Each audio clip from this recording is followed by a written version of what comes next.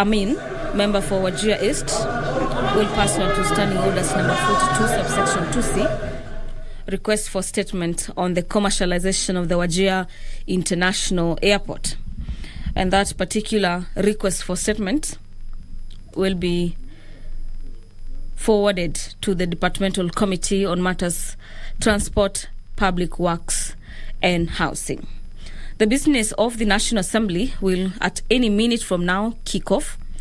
And the Speaker of the National Assembly, Honorable Justin Muturi, is in the chamber to preside over the business this afternoon.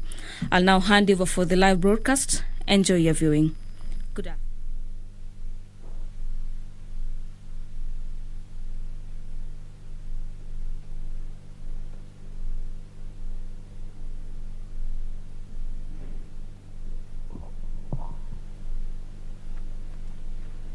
Let us pray.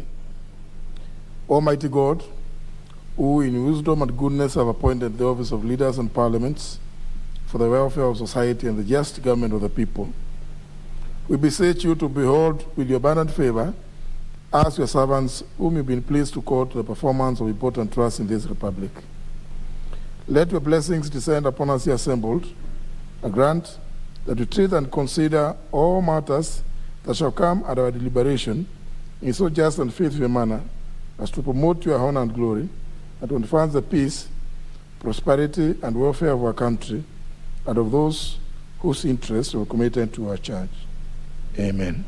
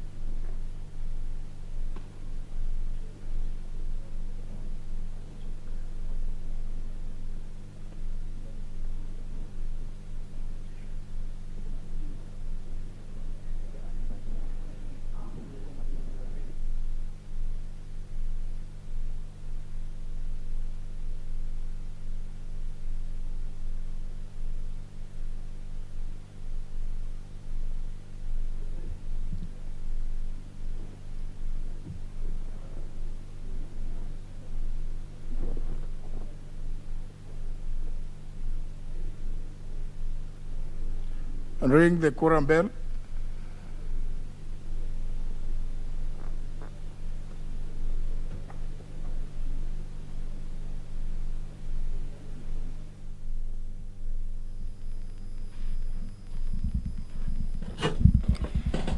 The Speaker of the National Assembly, Honorable Justin Muturi, has directed that the quorum bell be rung.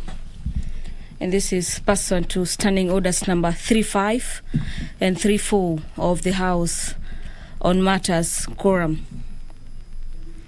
The bell is set to ring for about 10 minutes, as outlined in the Standing Orders number 34, subsection 2. And this is to allow for more members of Parliament to access the chambers this afternoon to necessitate the House get the requisite numbers before the House commences business this afternoon.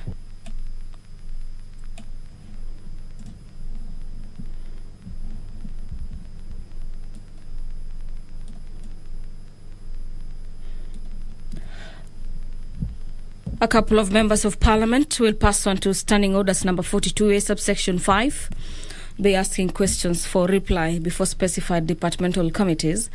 And to just highlight a few of them is Honourable Member for Kuria East, Honourable Marwa Maisori, who will be asking the Cabinet Secretary for Transport to provide the status of the upgrading of bitumen standards at Muhuru Bay, Migori, Kebancha, Marianta, Lemek, Ngorengore and Narok Road. And could the Cabinet Secretary also provide the update on the progress of the construction of the project? Lastly, the Honourable Member for Kuria East will be seeking to understand from the CS Transport what measures the ministry has put in place to ensure speedy completion of the said roads. The member for Mwatate, Honorable Andrew Mwadime, will be asking the Cabinet Secretary for Transport as well to consider a policy change to ensure that the Nairobi-Mombasa Express passenger train on the SGR makes regular stops at the Mtito and Day voice stations, and this is to enable the passengers who normally include tourists to disembark and visit surrounding tourist areas, and hence promote economic activities around the Mtito and Day and Voi, as well as the adjacent areas. Honorable Mwadime will also be asking the Cabinet Secretary to indicate whether there are indeed plans to refurbish the two stations, and this is considering the importance to the rail transport network as well as supporting the economy of the region. Questions by Honorable Member for Mwatate will be replied by the Departmental Committee on Matters Transport and Public Works. Honorable Moses Kirima, the member for Central Imenti, will be asking the Cabinet Secretary for Environment and Matters Forestry what is the government's policy in the respect to planting of eucalyptus species, and these are trees commonly referred to as blue gum, along the banks and water catchment areas. And this happens to be a common practice in the eastern region of the country, particularly the South and Central Imenti constituency. What measures has the ministry taken to prohibit the planting of eucalyptus species of trees along riverbanks and catchment areas? And this is considering their penuous effects to springs as well as river streams, and which, according to the member, leads to the reduction of water volumes, resulting to, among other concerns, inter-community conflicts due to scarce resources. The member for Central Imenti will lastly be asking the Cabinet Secretary the steps the ministry is taking in place to ensure the said trees planted along the banks of Kahita and Mawara rivers in Central Imenti constituency, as well as other catchment areas across the country, are removed, and this is to avert perennial shortage of water in the said areas. Questions by Honourable Member Moses Kirima will be replied before the Departmental Committee on Matters Environment and Natural Resources. Members of Parliament continue streaming into the chamber this afternoon. As it stands, there's lack of quorum, and this is pursuant to Standing Orders number 34, subsection 2. And if the House doesn't have the requisite numbers, then it cannot proceed with its business as lined up in the order paper. The member for Mathare, Honourable Anthony Oluoch, will be asking the Cabinet Secretary for Transport to provide the status of the construction of the Shining Hope of Communities Shofco in Mabatini Ward Hospital, Wardridge, and this is in Mathare constituency, and explain why the contractor abandoned the site for 2 months. Honourable Anthony Oluoch will also be seeking to understand the details of the contractor, and the ministry should explain whether the contractor has the capacity to undertake the works, as well as provide details of other similar works undertaken by the said contractor, stating their location, nature, as well as contract amount and the status of completion of each project. Lastly, Honourable Oluoch is seeking the steps the ministry is taking to ensure the construction of the said bridge is completed within the site time frame. And this is with a view to ensure that residents of Mabatini and hospital wards in Mathare constituency are able to access Thika Superhighway and Juja roads through the said bridge. The House has attained the quorum to enable it commence business this afternoon, and now handing over to follow up on the live proceedings. Business. Order number 1, administration of oath. Order number 2, communication from the chair.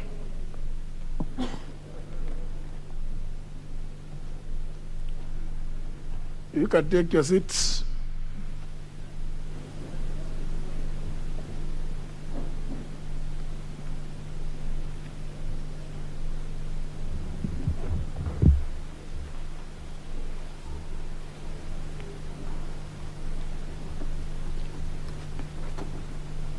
Honourable members, as you may be aware, each financial year, the Cabinet Secretary responsible for matters of finance is required to make a public pronouncement of budget highlights and revenue-raising measures for the national government pursuant to Section 40 of the Public Finance Management Act 2012, the National Assembly Standing Order 244C, and in line with the timelines provided under Article 221 of the Constitution.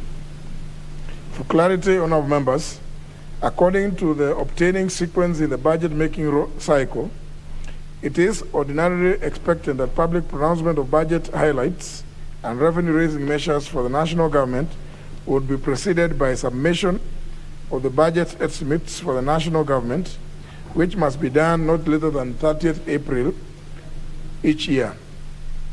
As you are aware, the estimates have not been submitted yet in order for the House to take the next steps in the budget cycle. However, honourable members, you will observe that the budget process for the financial year 2022-2023 is happening under extraordinary circumstances that are only unique to an election year. These unique circumstances not only call for flexibility but also necessitates adjustments to facilitate conclusion of the budget processes before the House stands adjourned sine die ahead of the general elections slated for the 9th of August this year. Indeed, this is not the first time that the National Assembly is called upon to adjust certain timelines in the budget-making cycle. Those who served in the 11th Parliament may recall that during the last session of that Parliament, the National Assembly adjusted its calendar for the election year to allow certain steps in the budget cycle to be concluded before adjourning sine die. It may be recalled that at that time, the House adjusted the timelines and permitted the Cabinet Secretary for National Treasury and Planning to make public pronouncement of the budget highlights for the financial year 2017-2018 on 30th of March 2017. This was also intended to synchronize the budget speech, as it was previously known, days for the East African Community member states. Honourable members, you are aware that the country will hold the general elections as stated on 9th of August 2022. That being the case, political parties have already scheduled their primaries from the 9th of April 2022 in line with statutory timelines gazetted by the Independent Electoral Boundaries Commission, hereinafter referred to as the IEBC. Further, the House is due to proceed on a long recess from Friday 15th of April to Monday 9th of May 2022, and thereafter adjourn sine die on Thursday 14th June 2022. These election-related circumstances are obviously disruptive to the budget timelines that would ordinarily have been observed in an ordinary year. It is instructive to also note that as per the calendar of the House, the date of 30th April, when the Cabinet Secretary is expected to submit the estimates to this House, falls within the recess periods. In this regard, if no adjustment is made in order for the estimates to be submitted before the House goes on recess next week, the House would have breached the practice. Honourable members, given the circumstances and noting that the Division of Revenue Bill has since been passed by both houses and is due for assent, it has become necessary to adjust the sequence of the budget process for this year, particularly with respect to submission of the estimates and public pronouncement of the budget highlights and proposed revenue-raising measures for the financial year 2022-2023. In this regard, I will allow the Cabinet Secretary for the National Treasury to make the public pronouncement of his budget highlights and revenue-raising measures for the financial year 2022-2023 this Thursday, 7th April 2022, here in the National Assembly Chamber, not later than 3:30 p.m. Thereafter, the Cabinet Secretary shall submit to the House the estimates, the Finance Bill 2022, and any other attendant regulations for consideration by the House. I hasten to clarify that the foregoing adjustment does not in any way offend the provisions of the Constitution or the Public Finance Management Law. In any case, honourable members, the practice of requiring the Cabinet Secretary for National Treasury to make public pronouncement of the budget highlights and revenue-raising measures to the House is a creation of this House through Standing Order 244C, which was made in furtherance to Section 40 of the PFM Act 2012. With respect to the remaining steps, it shall be the responsibility of the House to consider and pass the estimates, the Appropriations Bill, and the Finance Bill well before adjourning Sine Die in June 2022. To this end, honourable members, I direct the Clerk of the National Assembly to make necessary arrangements in order to facilitate the Cabinet Secretary for National Treasury and Planning to discharge its duties with respect to the pronouncement of the budget highlights and revenue-raising measures for the financial year 2022-2023 in accordance with Section 40 of the Public Finance Management Act 2012 and Standing Order 244C. The House is accordingly guided. I thank you. Order number 3, messages.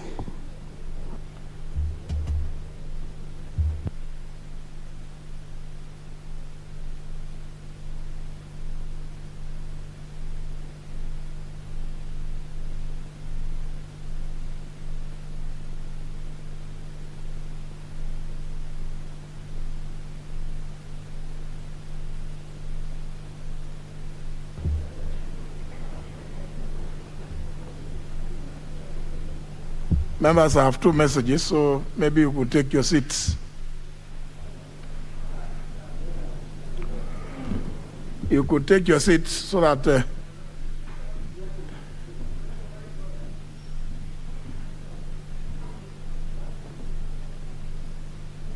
Member for Fafi.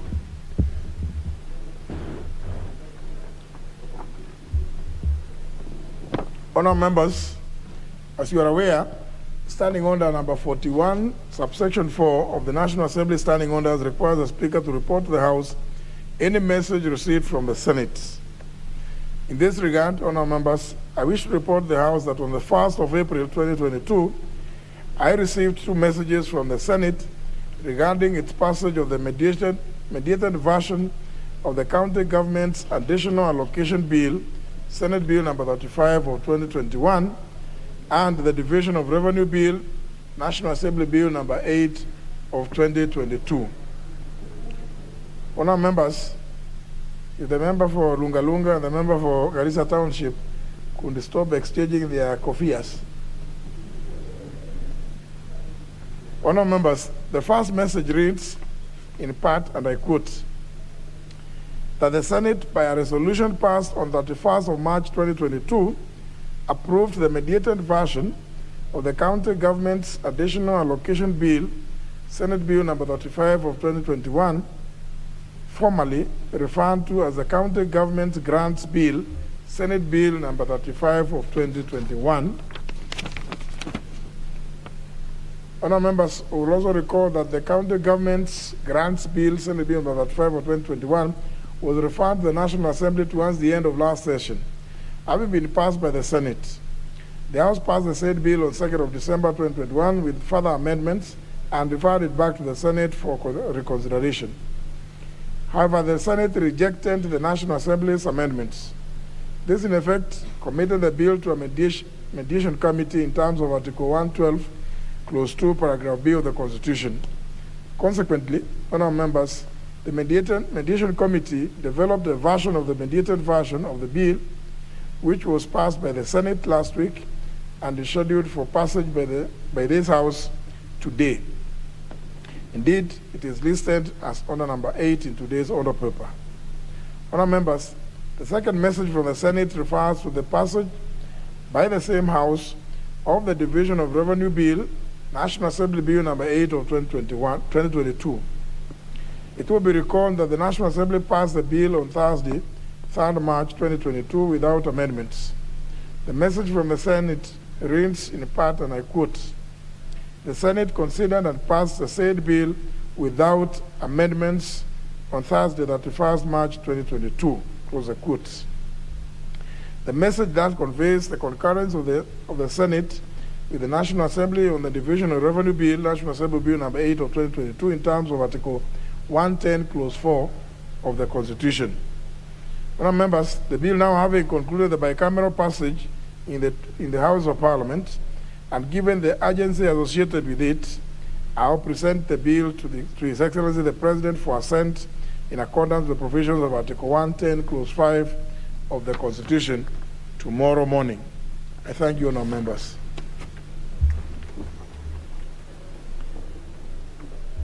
Honourable members, Member for Garissa. Member for Garissa, today you are having difficulties sitting.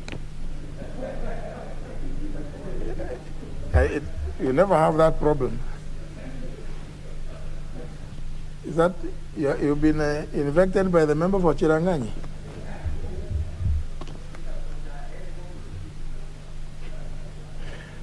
Honourable members, the second message is a message from His Excellency the President. Pursuant to the provisions of Standing Order 42, I wish to convey a message from His Excellency the President relating to the nomination of persons for appointment to the Ethics and Anti-Corruption Commission, hereinafter referred to as the EACC. Honourable members, the message which was received in my office yesterday, 4th of April 2022, conveys in part that pursuant to the provisions of Article 250, Clause 2, Paragraph B of the Constitution, the procedure set out in Section 7, 1 and 10 of the Ethics and Anti-Corruption Commission Act, as read together with Sections 3 and 5 of the Public Appointments Parliamentary Approval Act 2011, His Excellency the President has nominated the following persons for appointment to the office of the member of the Ethics and Anti-Corruption Commission. 1. Dr. Cecilia Mbinya Mutuku, and 2. Mr. John Ogalo. Honour members, sections 10, subsections 2 and 3 of the Ethics and Anti-Corruption Commission Act number 22 of 2011 states in subsection 2, and I quote, "The President shall, within 14 days of receipt of the names of successful applicants forwarded under subsection 1, paragraph F, select the person to fill the vacancy in the commission and forward the name of the person to the National Assembly for approval." Close the quotes. Honour members, having received the report of the Public Service Commission on recruitment of persons for appointment as commissioners, His Excellency the President has forwarded the 2 names to fill the existing vacancies. He now seeks the approval of the nominees by this House. Honour members, whereas the Ethics and Anti-Corruption Commission Act provides a lesser period within which the House is to consider the respective nominees, Section 8 of the Public Appointments Parliamentary Approval Act number 33 of 2011 requires the National Assembly to undertake the exercise within 28 days. Subsequently, honourable members, in accordance with the provisions of Standing Order 45, I hereby refer the message from the President, together with the curriculum vitae and other testimonials of the nominees, to the Departmental Committee on Justice and Legal Affairs for consideration. The committee is expected to notify the nominees and the general public of the time and place for holding the approval hearings, and thereafter, upon conclusion of the hearings, table its report to enable the House to consider the matter within the statutory timelines. I thank you, honourable members.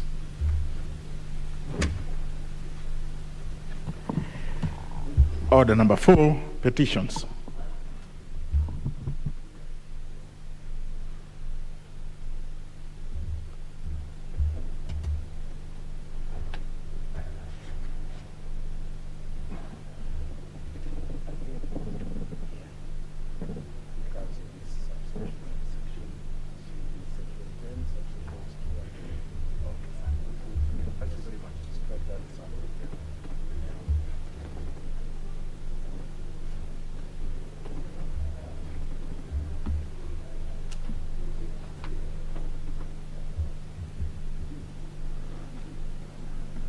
The tall member for Tigania West, who appears not to know whether he is in the house.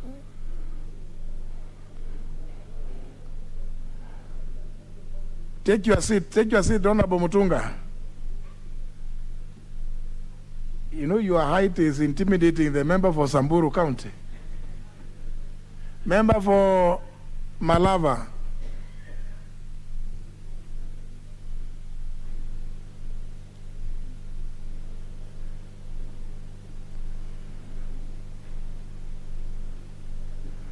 Is this the member for Ruaraka? Member for Ruaraka, I need you in the house. Honour members, understanding under 225, subsection 2, paragraph B, requires the Speaker to report to the House any petition other than those presented by a member. Further, Article 119 of the Constitution provides for the right of any person to petition Parliament to consider any matter within its authority, including petitioning the House to enact, amend, or repeal any legislation. Honour members, in this regard, I wish to report to the House that my office has received a petition from a Mr. Frederick Gaya of P.O. Box 10, Kendubi, calling for the gazettement of Rachuonyo North Sub-County as a handship area in order to improve education standards through infrastructure development, digitization, career progression, and provision of adequate number of teachers in the area. In his petition, honour members, the petitioner avers that Rachuonyo North Sub-County is currently hamstrung by prevailing hardship conditions that are a direct result of dire poverty levels in the area. In his view, the government holds a substantial part of the blame for this situation on account of historical neglect of the region and through its abdication of its constitutionally mandated responsibilities of adequate sharing of national resources. Subsequently, this abdication of responsibility by government has adversely affected both teachers and learners in various and extensive ways.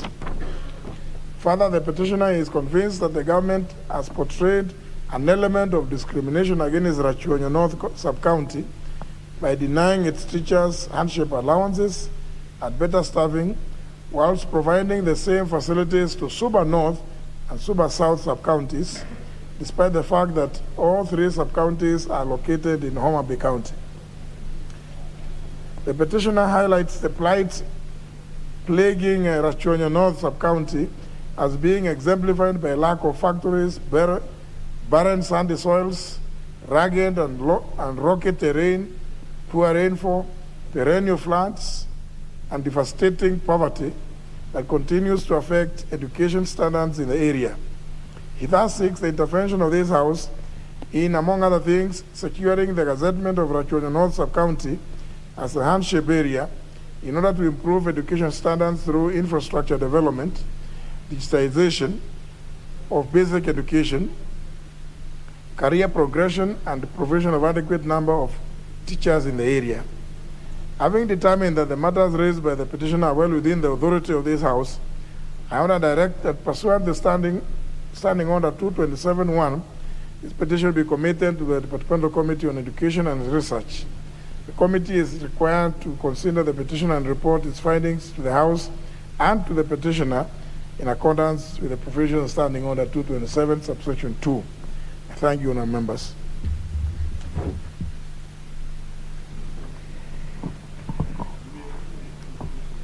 Yes, 2 minutes comments. I know. These days, comments on petitions, they are found several. Those who cannot sit for more than that minute, an opportunity to be heard. And this is a very interesting time. It is important. So please make full use of the 2 minutes. So the first one is a member from where? Member from where is not aware that there is a petition. I am aware, Honorable Speaker, only that you have given some comments which are interesting at this time. Honorable Speaker, the petitioner has a point Honorable Speaker, in as far as demarcation and recognition of some of the areas that we have in this country as hardship areas, Honorable Speaker. And even as we think about these hardship areas, we need to think about the smallest unit that can be designated as a hardship area. Honorable Speaker, we have counties that are known to be rich, counties that are known to be out of these hardship areas. But Honorable Speaker, within those counties, there are also some sub-counties, some wards, or even some sub-locations and locations within that same county that need to be considered for hardship areas, Honorable Speaker. And even as I contribute to this, Honorable Speaker, I have in mind my own constituency, Honorable Speaker. Despite the fact that we are rice growing #1 in Africa, we have some parts that are really dry. These are parts that are neighboring our neighbors in Mbere that are already designated as hardship areas. Yet these sub-locations, Honorable Speaker, are not categorized in the same way. We have sub-locations like Honorable Speaker, or locations like Kiandegwa. We have South Gariama in Mwea. They are all dry areas that needs to be considered in this category, Honorable Speaker. And therefore, even as I support the petitioner, I want the public service to also look at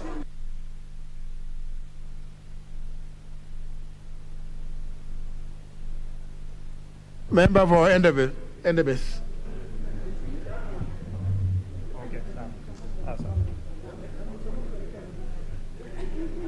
Thank you, Honorable Speaker, for allowing me to contribute to this petition by Fred Ogada on the hardship within Rachuonyo North. Honorable Speaker, I think as the committee looks into this, we've had several petitions on cassettlement of areas of hardship areas from various places. And I think the cassettlement that exists must have been done during the colonial times. And I think it is important that this committee prepares a proper report and ask members who are coming from hardship areas to be able to present their cases to that committee so that we can have consolidation of all hardship areas and this house passes. Endebess is a hardship area, Honorable Speaker, because the terrain is difficult. When it rains, even for reaching schools is a problem. And some of the teachers who are posted into Endebess, occasionally you find they are looking for transfer to move to other areas. And you find that with my constituency also borders West Pokot, and yet people ask themselves, why should those who are in West Pokot get hardship allowance, yet those who are in Endebess, which is a neighboring constituency, cannot get hardship allowance? Yet the terrain is very difficult. The circumstances, even getting housing within those areas for teachers, for even any civil servant, is a big problem. So I think we need to revise the criteria for hardship so that it is not just reflecting areas of which are semi-arid, but areas where we find that there are difficulties, accessibility is a problem, the housing is a problem, and the terrain is difficult. So, Member for Community. Thank you, Mr. Speaker. Mr. Speaker, with climate change, we have seen a lot of difference in terms of the gazetted hardship areas. So it is indeed important that the relevant committee should do some visits, Mr. Speaker, and revise, because we've seen areas which were accessible, the terrain has come in, climate change has affected, and I do agree with the petitioner, Mr. Speaker, that it's properly in order that the relevant committee must be able to revisit, review, so that we come up with the new areas. Because of climate change, one reason or another, they are now hardship areas, Mr. Speaker, so that they can be considered, Mr. Speaker, in terms of compensation for them to access the hardship allowance, Mr. Speaker. I thank you. Member for Nyando. I thank you, Honorable Speaker, and I want to support this petition by Mr. Gaya of North Karachuonyo.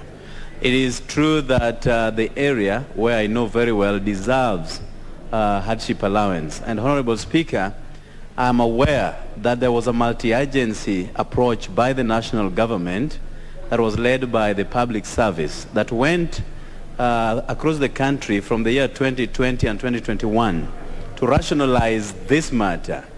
When this idea of hardship allowance came into being, there are certain areas that were omitted for reasons that we are yet to understand. And a very classical example besides Karachuonyo North was Nyando constituency, Honorable Speaker. Nyando is known for its perennial flooding, and Nyando sits between Muhoroni constituency and Nyakach constituency, Honorable Speaker. When this idea came about, Muhoroni and Nyakach were considered, and Nyando was left out. Yet, it is where the real flooding is domiciled. So we wonder what kind of criteria that was followed in apportioning hardship allowance to certain areas and alienating others, Honorable Speaker. So we hope that this report that is yet to come out, done by the national government, will be able to consider areas such as Karachuonyo North, Nyando, and many others that really, really deserve. We are not advocating for others to be left out of this scheme because it has many, many good parts of it.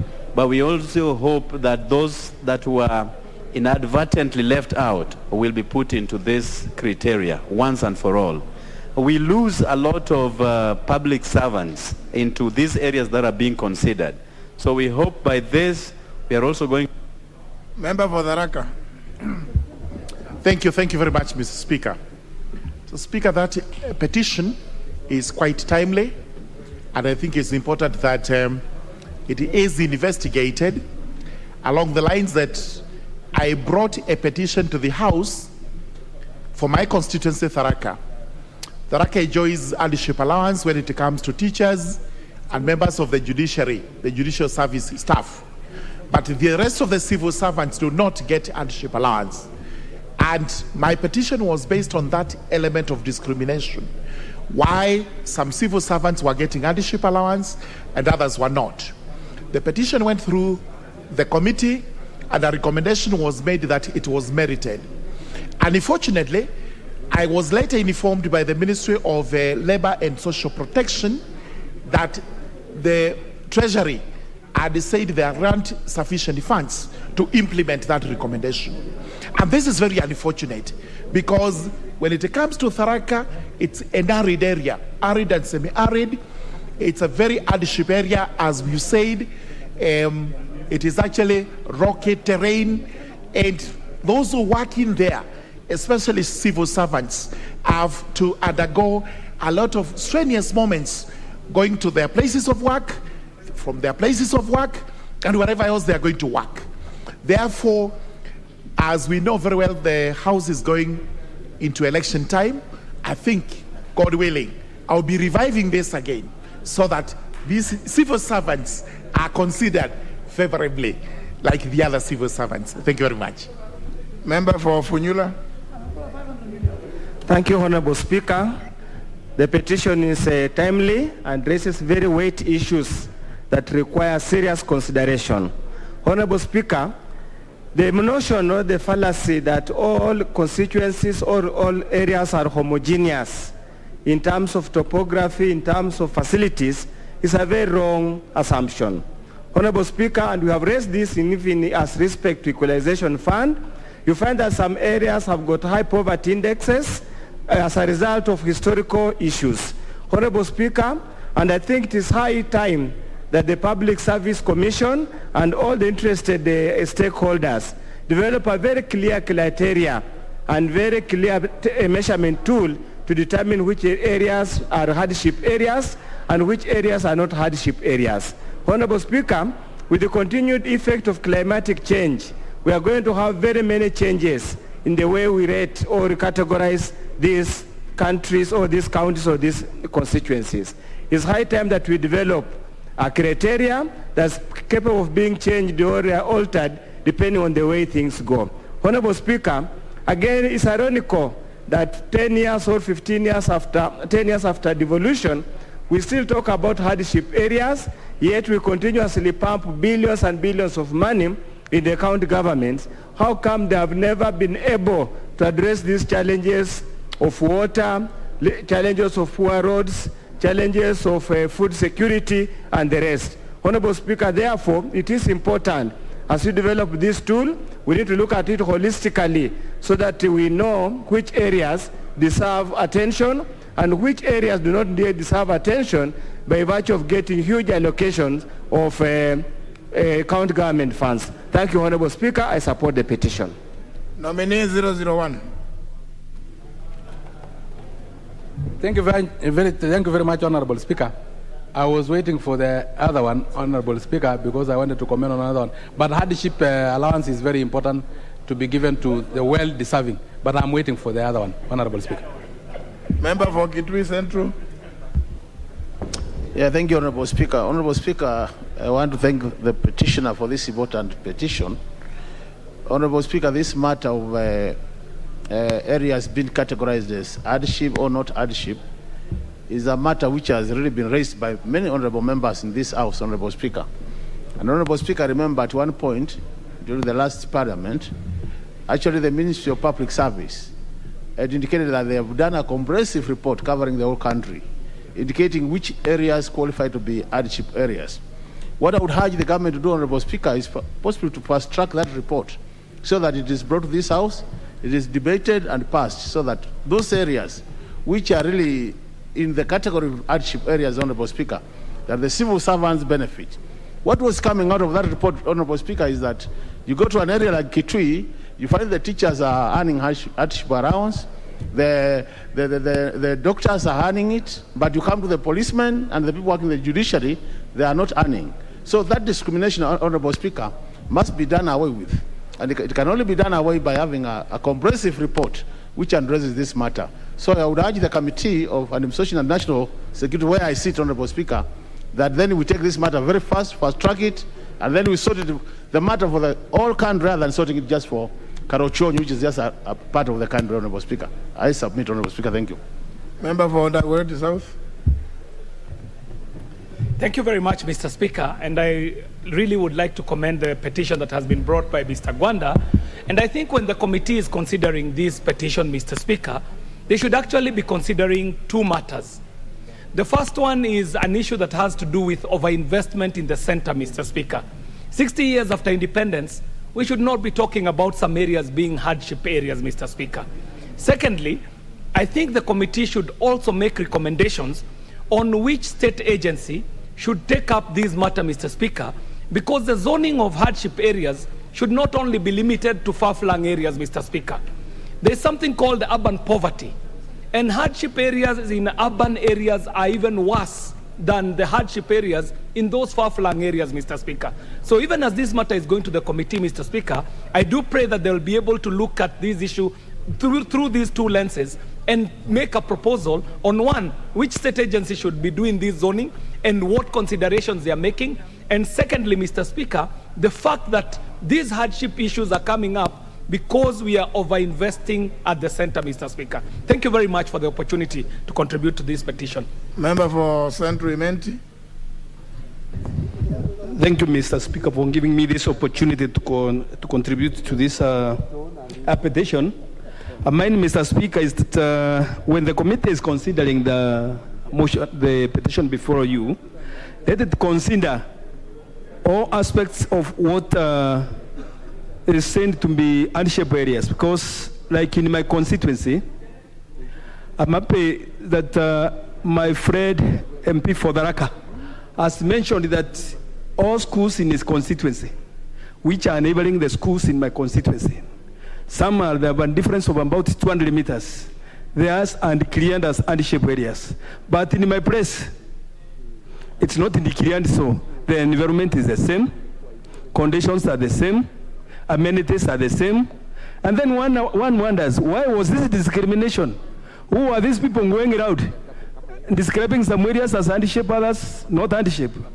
Can we say that let's have public participation going around the country, reviewing what has been said to be hardship areas, and at the end of the day, see surely in places like Kiamole, that's in Central Imenti, you find that the school has only 2 teachers, and the school has 8 classrooms with about 300 students, but only two teachers, because others have run across the boundary to the Raqqa side, where they have handship areas.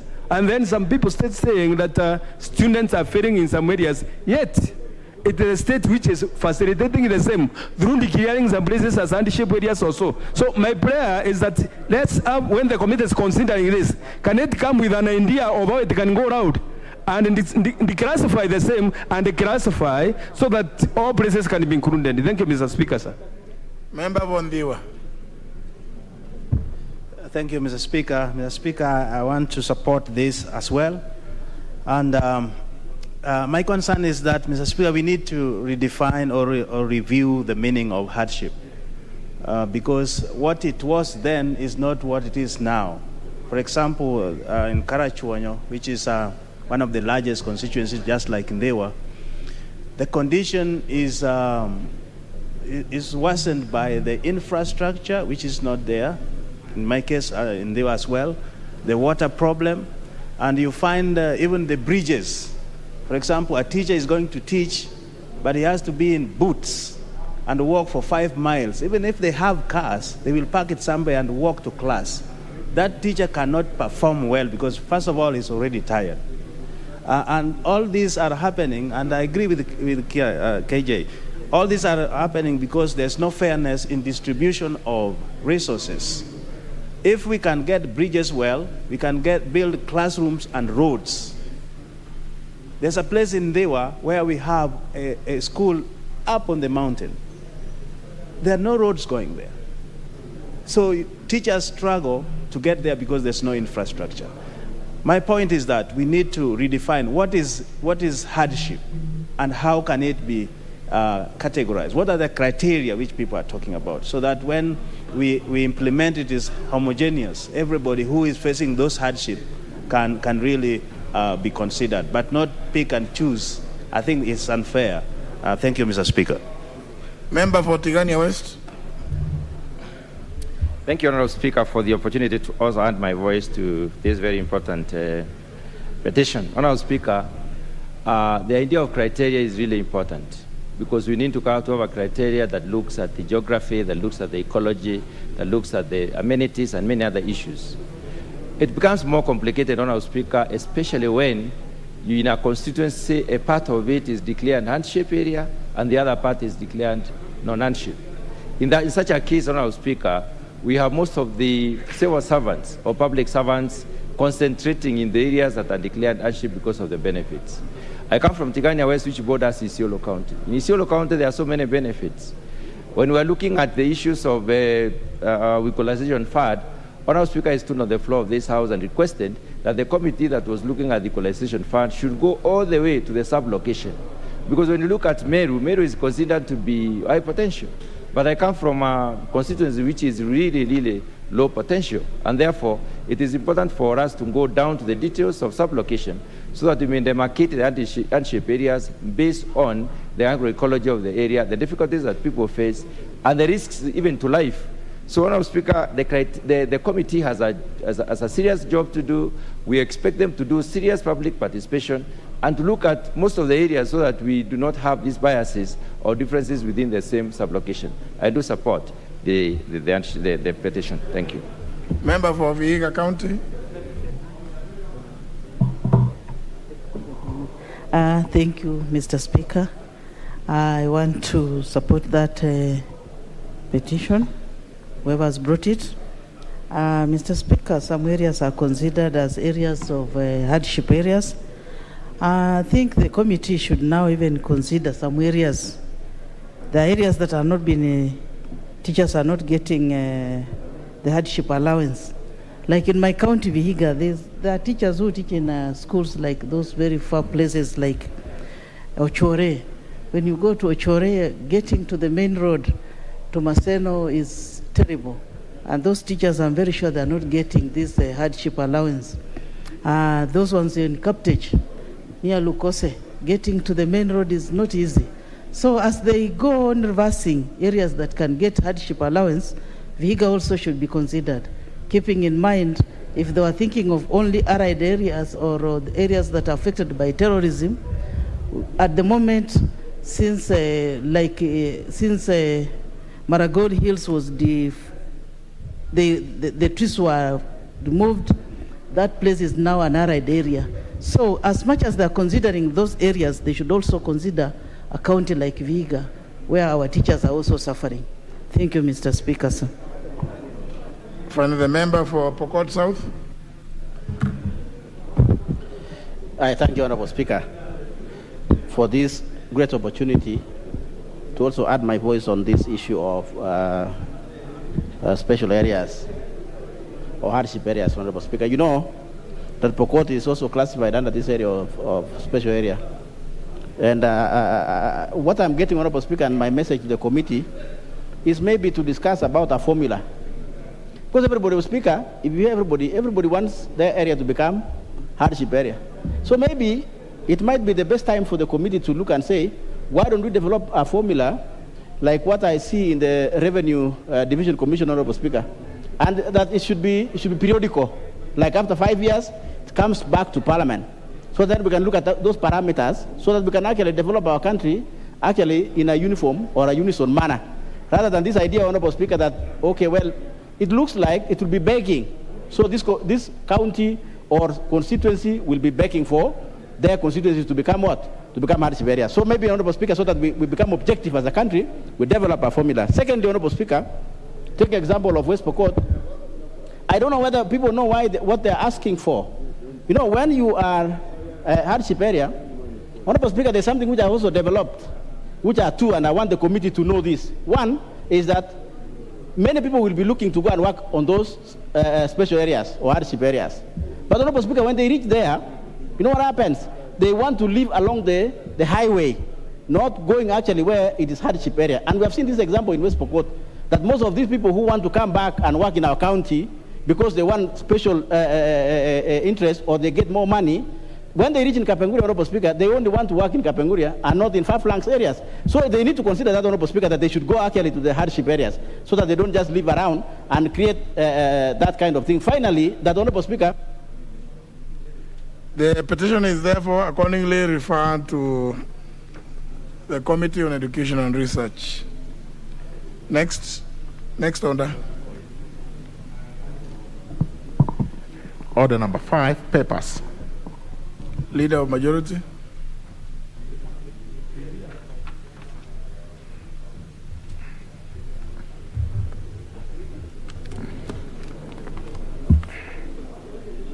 Honorable Speaker, I beg to lay the following papers on the table of the House today, Tuesday, April the 5th, 2022. The annual corporate report for the financial year 2020-2021 from the Office of the Auditor General. Second batch is the reports of the Auditor General for the financial statement in respect to the following institutions for the year ended 30th of June 2021 and the certificates therein. And these are the Parliamentary Service Commission, Judicial Service Commission, Political Parties Fund, the Kenya Local Loans Support Fund, the Rural Enterprise Fund, Independent Electoral and Boundaries Commission, Kenya Vision 2030 Delivery Secretariat, Ministry of Foreign Affairs, Witness Protection Agency, the Commission on Administrative Justice, Mortgage and Car Loan, Business Registration Services, Business Registration Services Official Receiver, Office of the Registrar of Political Parties Car Loan Scheme, Office of the Registrar of Political Parties Mortgage Loan Scheme Fund, the National Land Commission Housing Scheme Fund, Receiver of Revenue, Revenue Statement Recurrent by the National Treasury, State Officers House Mortgage Scheme Fund, and the Stores and Services Fund. The third batch is the reports of the Auditor General and financial statements in respect to the following institutions for the year ended 30th of June 2020 and the certificates therein. And these are Cabernet Hotel Limited, the Commission on Administrative Justice, Mortgage and Car Loan, Lands Limited, National Cereals and Produce Board, Nyandarua Institute of Science and Technology. And then the fourth is a report of the Auditor General.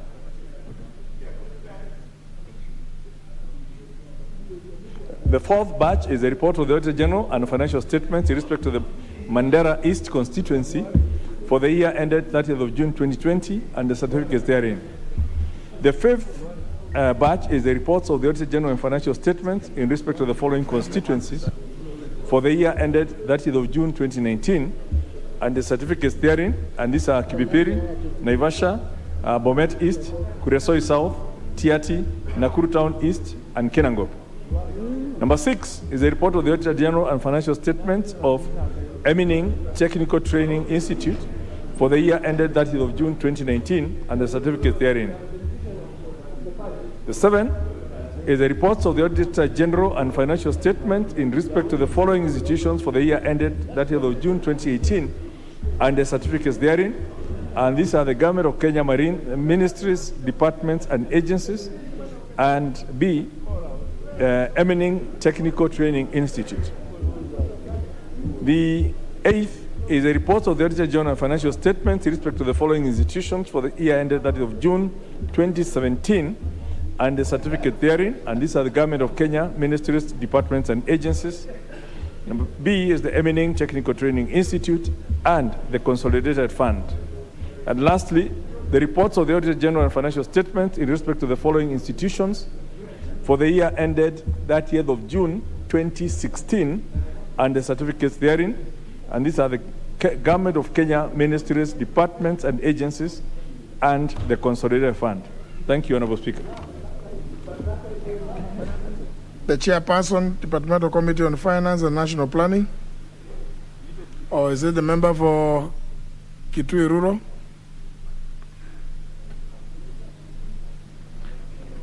The Honorable Bonnie Mwalika. Thank you, Honorable Speaker.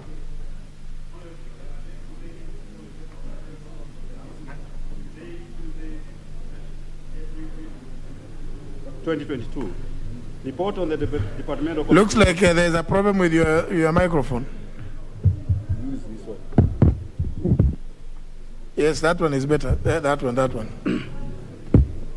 Thank you, Honorable Speaker. Honorable Speaker, I beg to lay the following paper on the table of the House today, Tuesday, April 5th, 2022.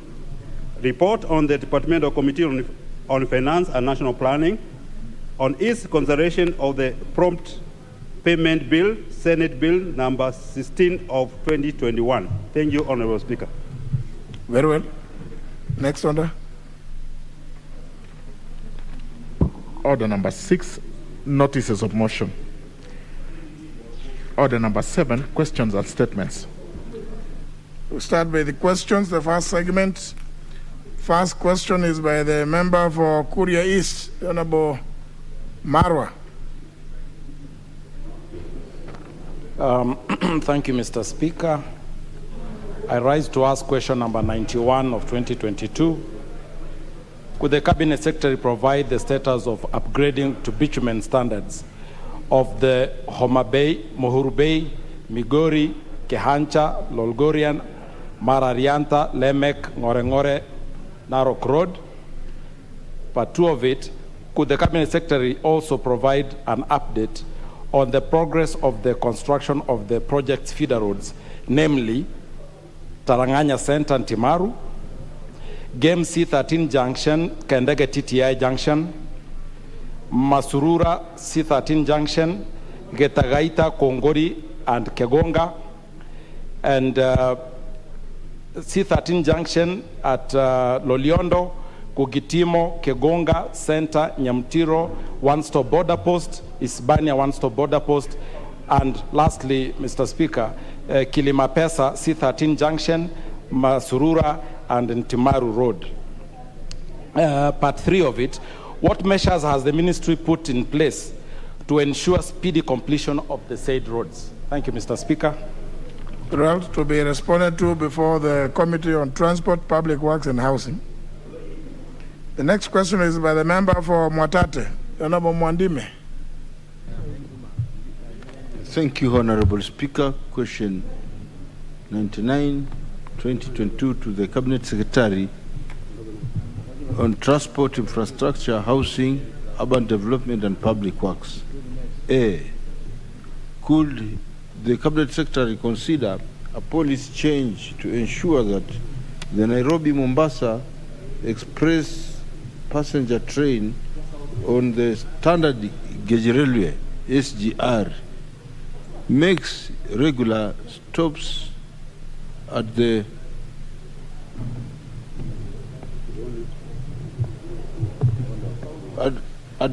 Mtito, Voi, at Mtito Andei and Voi stations to enable the passengers who normally include tourists to disembark and visit surrounding tourist areas, hence promoting economic activities around Mtito Andei, Voi, and the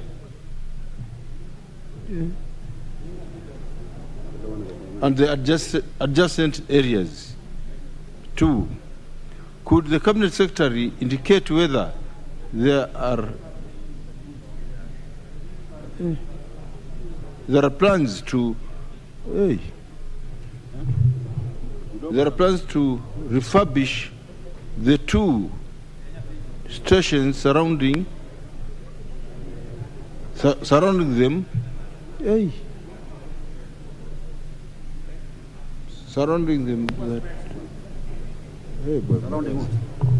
what is this? Surrounding their importance. The 2 stations, considering their importance to the rail transport network and supporting the economy of the region. Transport network and supporting the I think you are reading something different. Yeah, and supporting the economy of the region. Thank you, Mr. Speaker. It will be replied before the Departmental Committee on Transport, Public Works and Housing. That question by the member for Central Imenti, Honorable Kirima. Thank you, Mr. Speaker, sir. My question is 099 of the year 2022, and it's about what is the government policy with respect to planting of eucalyptus species of trees commonly referred to as brungam along river banks and water catchment areas, a common practice in the eastern region of the country, particularly in Central Imenti constituency. 2, what measures has the ministry taken to prohibit the planting of eucalyptus species of trees along river banks and catchment areas, considering their pernicious effects to springs and river streams, which leads to reduction of water volumes, resulting to, among other concerns, inter-community conflicts over the scarce resource?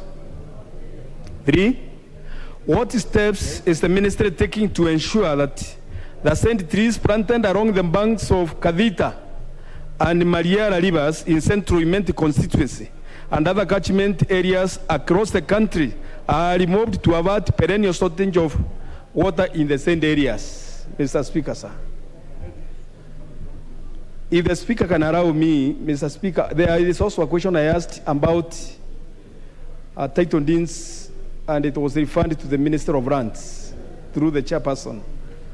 I was given 16 days to get the answer. That is 3 months ago.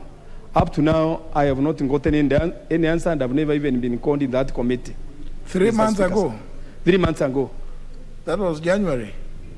Yeah, that was the moment Parliament opened, Mr. Speaker. January or December? The moment we opened, that is in February.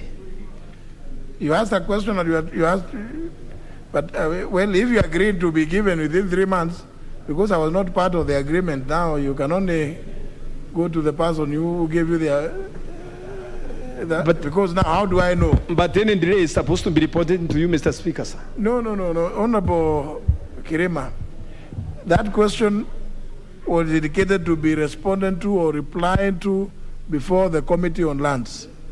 Go and see the chair of the Committee on Lands. Yes. For this one, it will be responded to before the Committee on Environment and Natural Resources.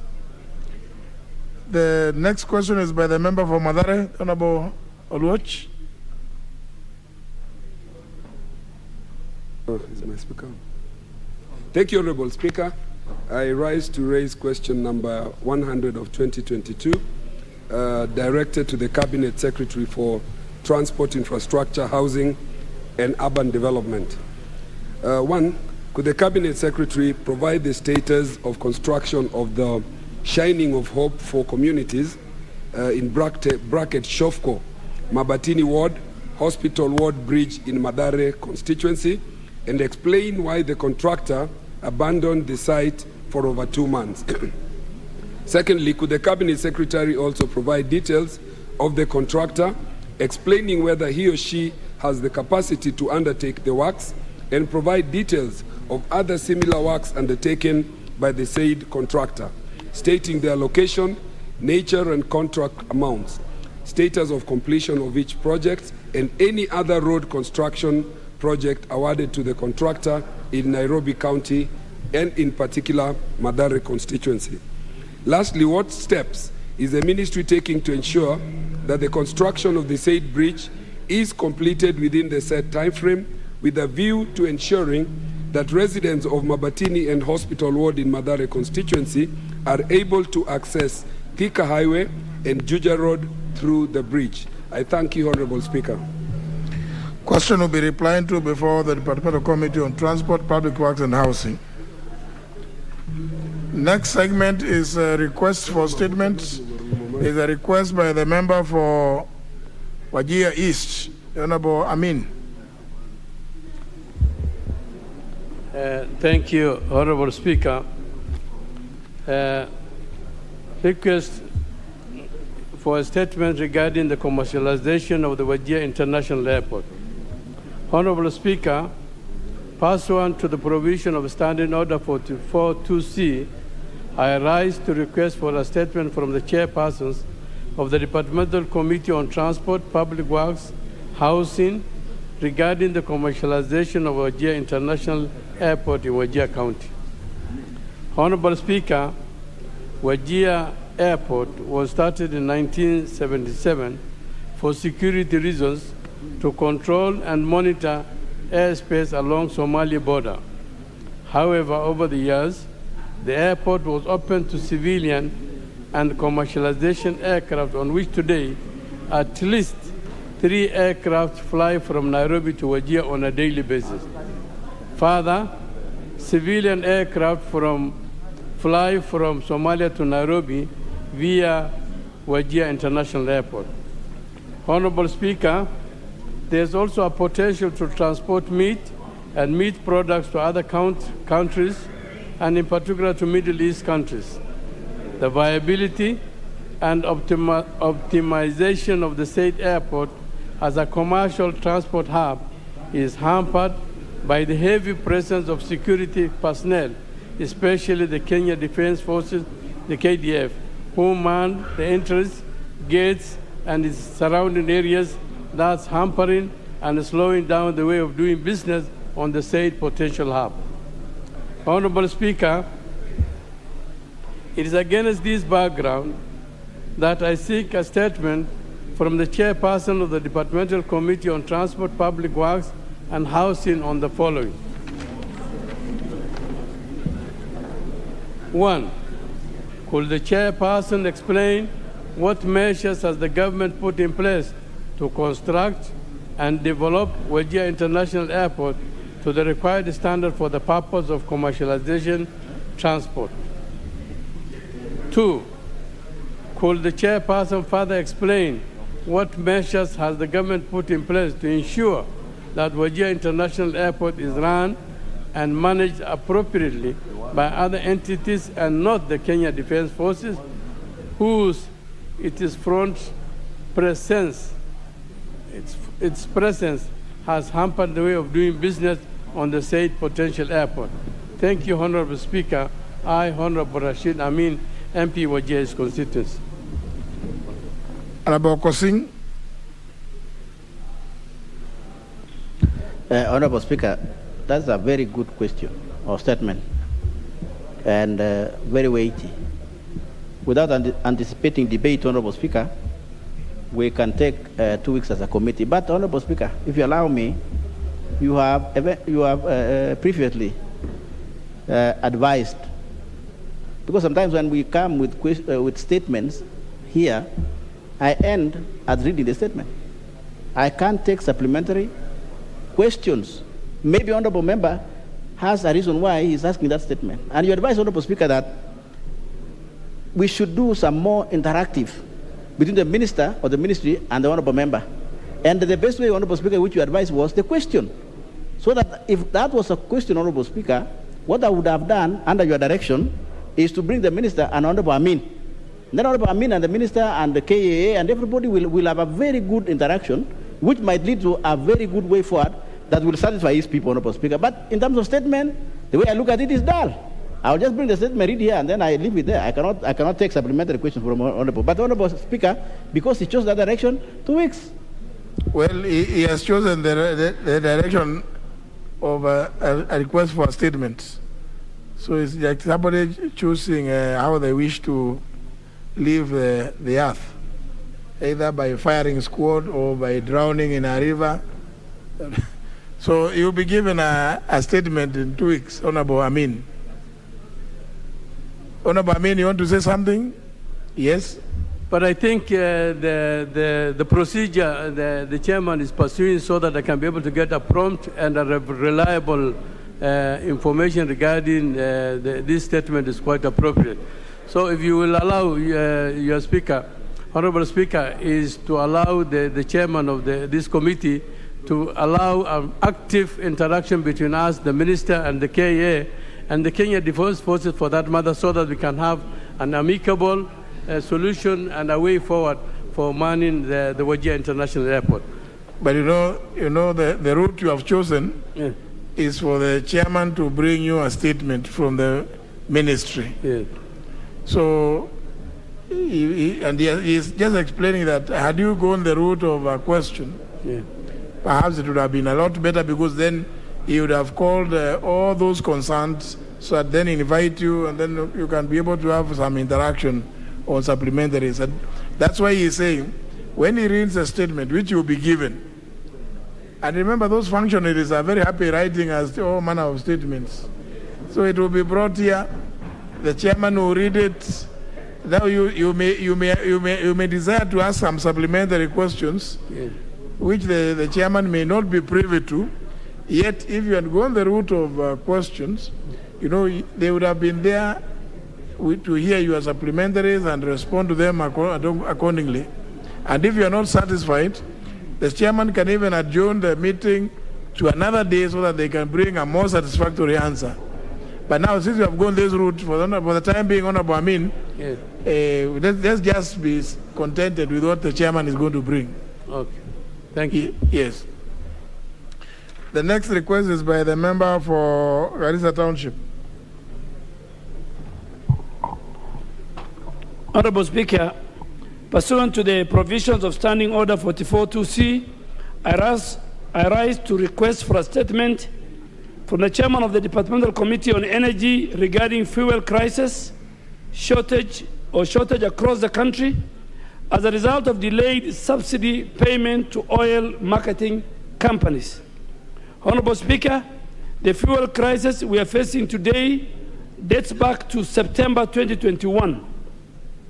The Energy and Petroleum Regulatory Authority, EPRA, under Section 101, subsection Y of the Petroleum Act number 2 of 2019, legal notice number 196 of 2010, and legal notice number 26 of 2012, on September 14, 2021, issued a maximum wholesale and retail petroleum price that was effective from September 15th to October 14th, 2021.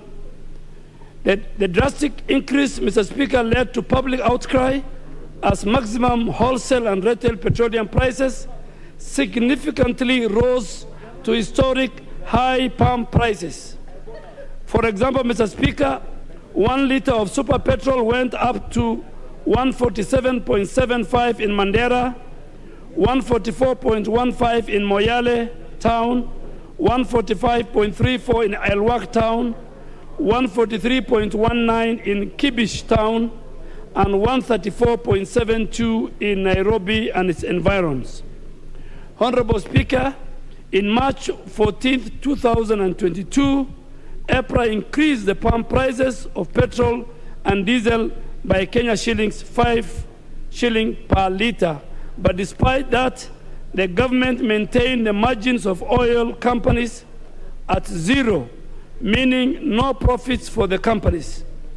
The cash flow for the oil company, marketing companies, is seriously affected by the incidence of delays by the National Treasury to reimburse them under the subsidy program, thereby leading to hoarding and little fuel they still have in their services. EPRA, Mr. Speaker, blamed the delays in the disbursement of the fuel subsidy cash by the Ministry of Petroleum and the National Treasury. EPRA, Mr. Speaker, increased the pump prices of petrol and diesel by 5 shillings per liter on March 14, 2022.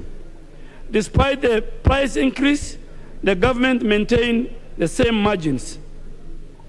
Mr. Speaker, the oil marketing companies are facing a very serious cash crunch as bypassing the Kenyan independent petroleum dealers who export their stock, who allowed the oil marketing companies to export their stock to Rwanda, Tanzania, Uganda, and DRC Congo, where they are guaranteed instant cash on their sales.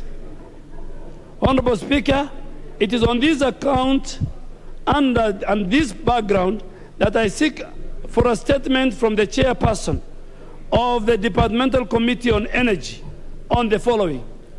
Number one, could the chairperson provide the total number of registered oil marketing companies, petroleum dealers, and small oil dealers, their network distribution across the country, and the percentage share of each of the oil marketer in our country? Two, could the chairperson provide the total amount of money collected under the Petroleum Fuel Levy Fund from September 2021 to date? Three, could the chairperson provide a breakdown of reimbursements of fuel levy fund per month from September 2021 to date, and reimbursement due to be paid to oil marketing companies, petroleum dealers, and the small oil dealers? Number four, could the chairperson explain the measures put in place by government to curb the fuel crisis in our country and also ensure that Kenyans are not affected as it is now today in the streets and in all the petrol stations? Number five, could the chairperson explain plans put in place by government to ensure that petroleum dealers make the current situation as short and as unrestrictive as possible? Number six, could the chairperson explain why the National Treasury has stalled the processing of the Petroleum Products Tax and Levies Amendment Bill 2021? And seven, could the chairperson explain the position of the government of Kenya on the inadequacy of the fuel in the country and the contingent measures put in place by government in case of a prolonged crisis of the fuel in our country? Thank you, Mr. Speaker. Who knows who is I don't know. Given the reason, this constant changes in the configuration of chairs of committees, I don't know who is the chairman of the Committee on Energy. Who? The vice chair. Oh, you are now the vice chair even? Oh, I don't know. They are changing so constantly, just like the.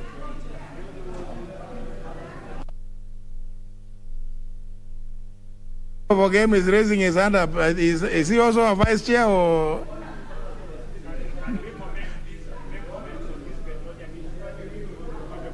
The Honorable Tungo. You are the vice chair. Yes, Your Excellency. Sorry. Yes. Yeah.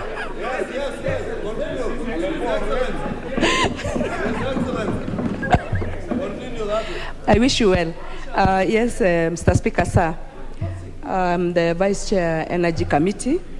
And Chair, I know the crisis is here and it's affecting everybody.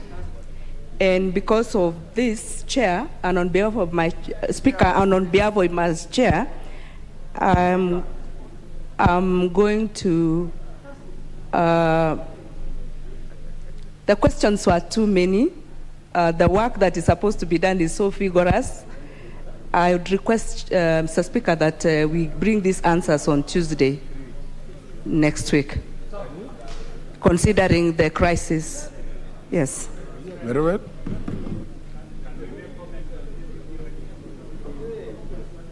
Honorable Bukose, what, 1 minute, 2 minutes max.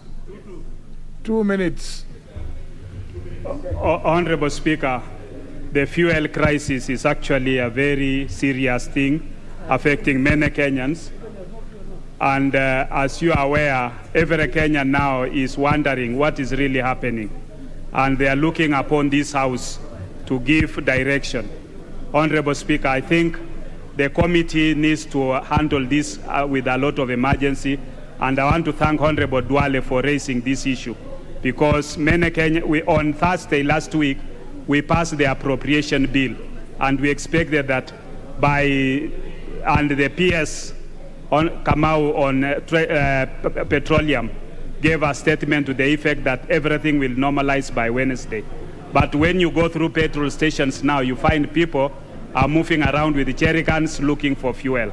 And this can even be very hazardous because with jerry cans of fuel in the house, people might end up with accidents. So I think it's something that the government needs to be serious about it and move with speed. And they should be able to disclose where the money for subsidy is.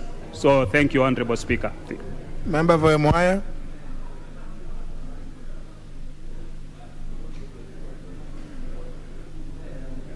Honorable Boko Milembe.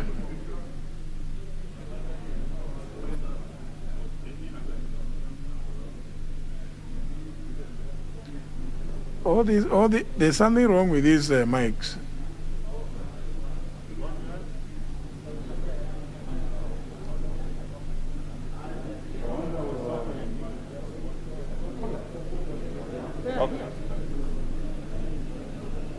Thank you, Honorable Speaker, for this opportunity, and let me thank Honorable Nduale for raising this matter. Honorable Speaker, this is extremely unprecedented, and even during the old times of President Moi, we have not seen Kenyans queue like they are queuing for fuel, like people are actually looking for water. And given that the laws that even govern how to carry and handle petrol don't include carrying such a substance in jerry cans, we are actually headed for a big mess, Honorable Speaker. And the chair, like she did say, she should bring an answer by Tuesday. That's very good, so that the Kenyans are able to know what is really happening with fuel.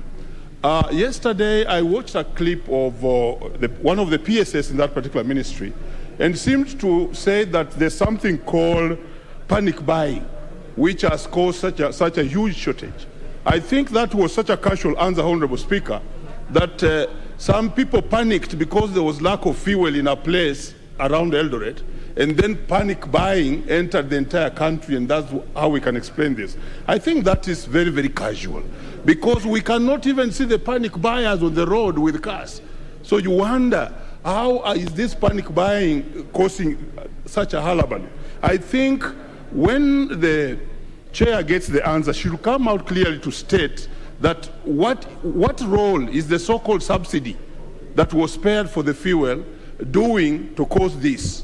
What is the real role of the war in Ukraine? I'm a teacher of history and government. I know that Russia is one of the largest producers of oil, yes. But we need to be exactly clear how this is affecting. Member for Kikuyu.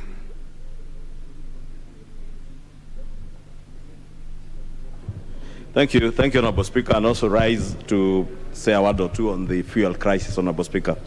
Honourable Speaker, I've seen a clip going round from the president of the neighboring country, the Republic of Tanzania, Her Excellency, Madam Suluhu. And she seeks to ask politicians to explain to the people how the Russian-Ukraine war is affecting the price of fuel. But, Honourable Speaker, it's also good for us to be able to explain to the people of Kenya that as much as there is an implication on the Ukraine-Russian war, as a house and as a country, we put safeguard measures against such eventualities. And we created the Consumer Protection Fund with the Petroleum Development Fund, which, Honourable Speaker, as you saw yesterday, the ministry announced that they have already paid about 8.2 billion shillings to oil marketers to compensate them, Honourable Speaker. And the crisis has, in this country, Honourable Speaker, has emanated from government's failure to pay oil marketing companies. Honourable Speaker, when money is put in a fund, taxpayers' money, the ministry, the National Treasury, and the ministries in charge cannot misappropriate that money, Honourable Speaker. And you have seen reports that have been tabled in this House by the Auditor General that stipulate how or express how money has been misappropriated from the Petroleum Development Fund to government agencies. And while still, Mr. Speaker, we also have heard of a mysterious unnamed private entity that has benefited from this money. Therefore, Honourable Speaker, even as you explain to Kenyans that the Russian-Ukraine war has had an effect, we must be truthful, we must be honest to our people to tell them that we are in the problem we are in today because of failure by government, failure to ensure that the fund that has been put aside to compensate consumers, or rather to protect consumers, Honourable Speaker, is not misused. And it is a misuse and misappropriation of this fund that has gotten into this crisis, Honourable Speaker. And now, Member for Makueni. Yeah. Yeah. Yes, thank you, Mr. Speaker, for giving me an opportunity to comment on this very important matter. Mr. Speaker, there has been a lot of trouble caused in the last 3 or 4 days. And as has been stated before, Mr. Speaker, when the Kenyans buy fuel in jerrycans and put them in their houses, Mr. Speaker, there is every danger and likelihood of fire being caused and lives be lost. And I think action should be taken urgently so that there's no panic by storage in that form. Mr. Speaker, under the energy regulations, fuel is even carried in metallic containers and specified because of the locking and the like. Mr. Speaker, at the same time, the transport industry has been affected greatly, especially the border sector, Mr. Speaker, which serves Kenyans from all over the country, and eventually the country has been inefficient in that regard. We have also seen major traffic jams in petrol stations, Mr. Speaker, and these traffic jams has ended up in, a lot of time wastage, delays, and inconvenience to Kenyans.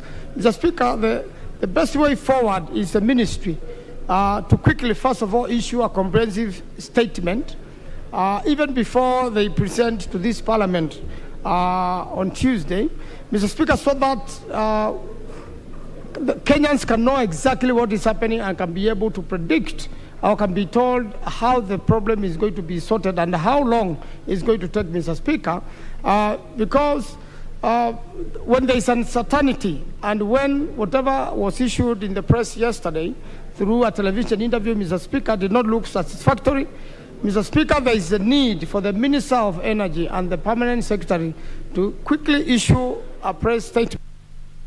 Honourable Sango.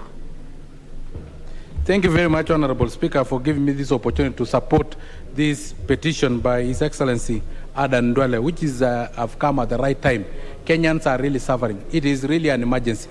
And I thank the Vice Chair, I don't know why he's not the Chair, for actually giving us an assurance that by Tuesday, she will be able to bring this answer. Honourable Speaker, when you see Kenyans lining up and carrying petroleum product in jerrycan, Honourable Speaker, and some of them may even smoke around that petrol station, it is really very dangerous. And what the PS for Petroleum gave us yesterday as an answer, that it was panic buying.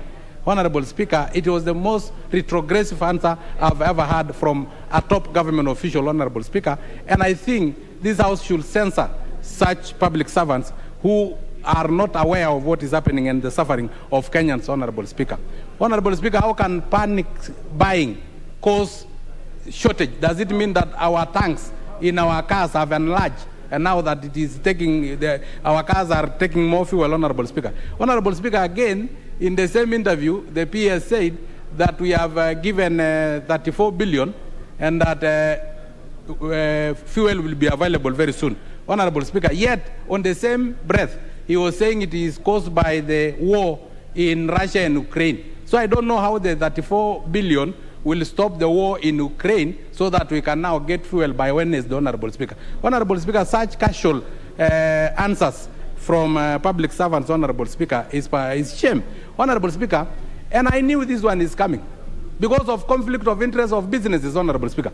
The moment rubies enters into the market, we knew such things will happen because public funds, Kenyan taxes will be diverted to private businesses the way we have diverted KQ money to private businesses.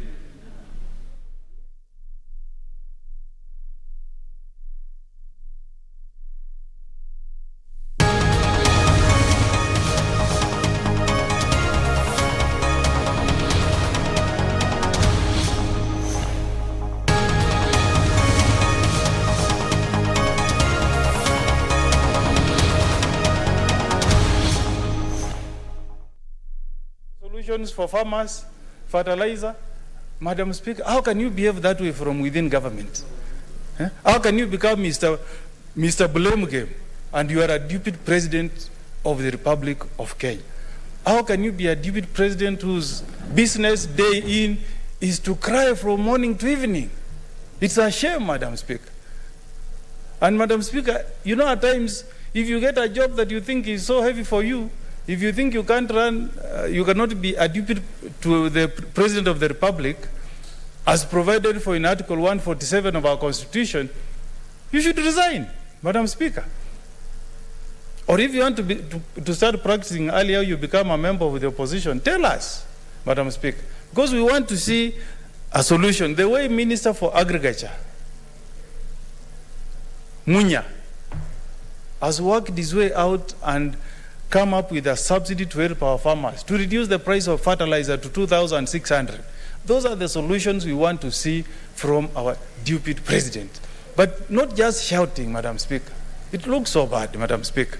So I hope, Madam Speaker, as we proceed, the government, and I'm talking about the president, his deputy and cabinet ministers, will meet and discuss the logistical challenges that we are facing as a country, so that this money that is owed to marketeers can be supplied, can be paid out quickly. The 30 billion, Madam Speaker, we do a mop-up of money from various areas. We get money, pay out these guys so that we can see fuel, enough supply of fuel in our to our petrol stations. Madam Speaker, we also need to find a solution of dealing with the unscrupulous business people who are hoarding fuel in the hope that the price will keep on going high so that they make a kill. This idea of saying we have a liberal market does not mean that we behave in a manner that only puts our profit interests at heart, but not the concerns of the poor mwananchi. I thank Senator Kangata for doing this. You know, I like Kangata is a bright person. Somebody else would have gone to issue a statement from his residence, but he has come to the floor of the House so that we discuss this issue and get a solution. Madam Speaker, even if you issue so many statements from your official residence somewhere, you'll never get a solution. But when you bring this issue to the floor, we discuss as elected representatives of the people, and we can propose solutions to the government. I want to congratulate you, Senator Kangata, incoming governor of Murang'a, and if you get some other friends, you whisper to them how they should do things in a tidy manner. I support, Madam Speaker. Thank you, Senator. Senator Wario Goli Juma. Asante sana, Madam Speaker, kwa kunipatia nafasi. Madam Speaker, watu wa Kenya wamepitia majangwa mengi, ikiwemo jangwa ya corona. Pia tulipitia ukame mrefu katika Kenya hii, na siku ya leo tuko katika jangwa ya kukosa petroli ama uhaba wa petroli katika nchi hii. Madam Speaker, mimi hivi majuzi nilisafiri na nilikuwa kati ya wale ambao walikuwa katika mstari mrefu ya kungojea mafuta. Wale walioathirika zaidi ni sekta ya bodaboda katika sehemu ile mimi nimetoka, mpaka vile nimetembea nikakuja hapa. Madam Speaker, kwa kweli hoja hili limefika wakati mwafaka kabisa. Senator Kangata alileta hii hoja wakati ambao ni wakati unafaa, sababu jangwa hilo mpaka saa hii tunaendelea nayo. Na Madam Speaker, kama ungekuwa umetembea jana na juzi katika sehemu ya Nairobi, ukifika katika petrol station unaweza pata 1,000 pekee uwekewe kwa gari, sababu wanatengeneza hiyo ili watu wengi wapate mafuta. Madam Speaker, hakuna haja ya kumlaumu rais wa nchi hii, sababu rais aliinua kichwa na akaangalia, akajua kweli wakati huu ni wakati ambao mambo yote ya lawama inamwangukia yeye. Na siwezi sita kusema yeye amezingirwa na watu ambao wanamvuta nyuma, na ni lazima tuseme tukiwa katika seneti, sababu kama wezi wamekuzingira, kweli wezi wamekuzingira, na wewe ni utoke nje useme lawama zote zinaniangukia mimi, wacha nifanye kazi niweze kuepukana na hii balaa. Na hasa wakati huu ambao sasa hivi tunaongea, ni vizuri kabisa kuangalia jinsi shida hii isirudi tena.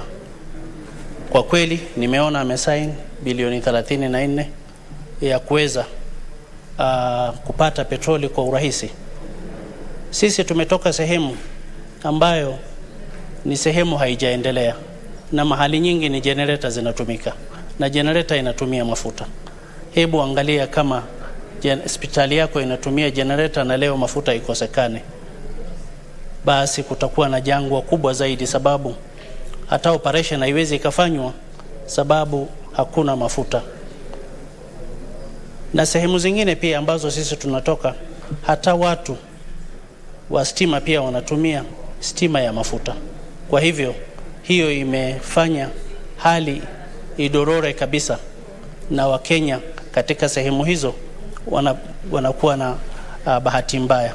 Kwa hivyo Madam Speaker, mimi ninamuunga mkono kabisa Senator Kangata, na pia nampatia kongole kwa kuleta hoja hii kwa wakati ambao unafaa.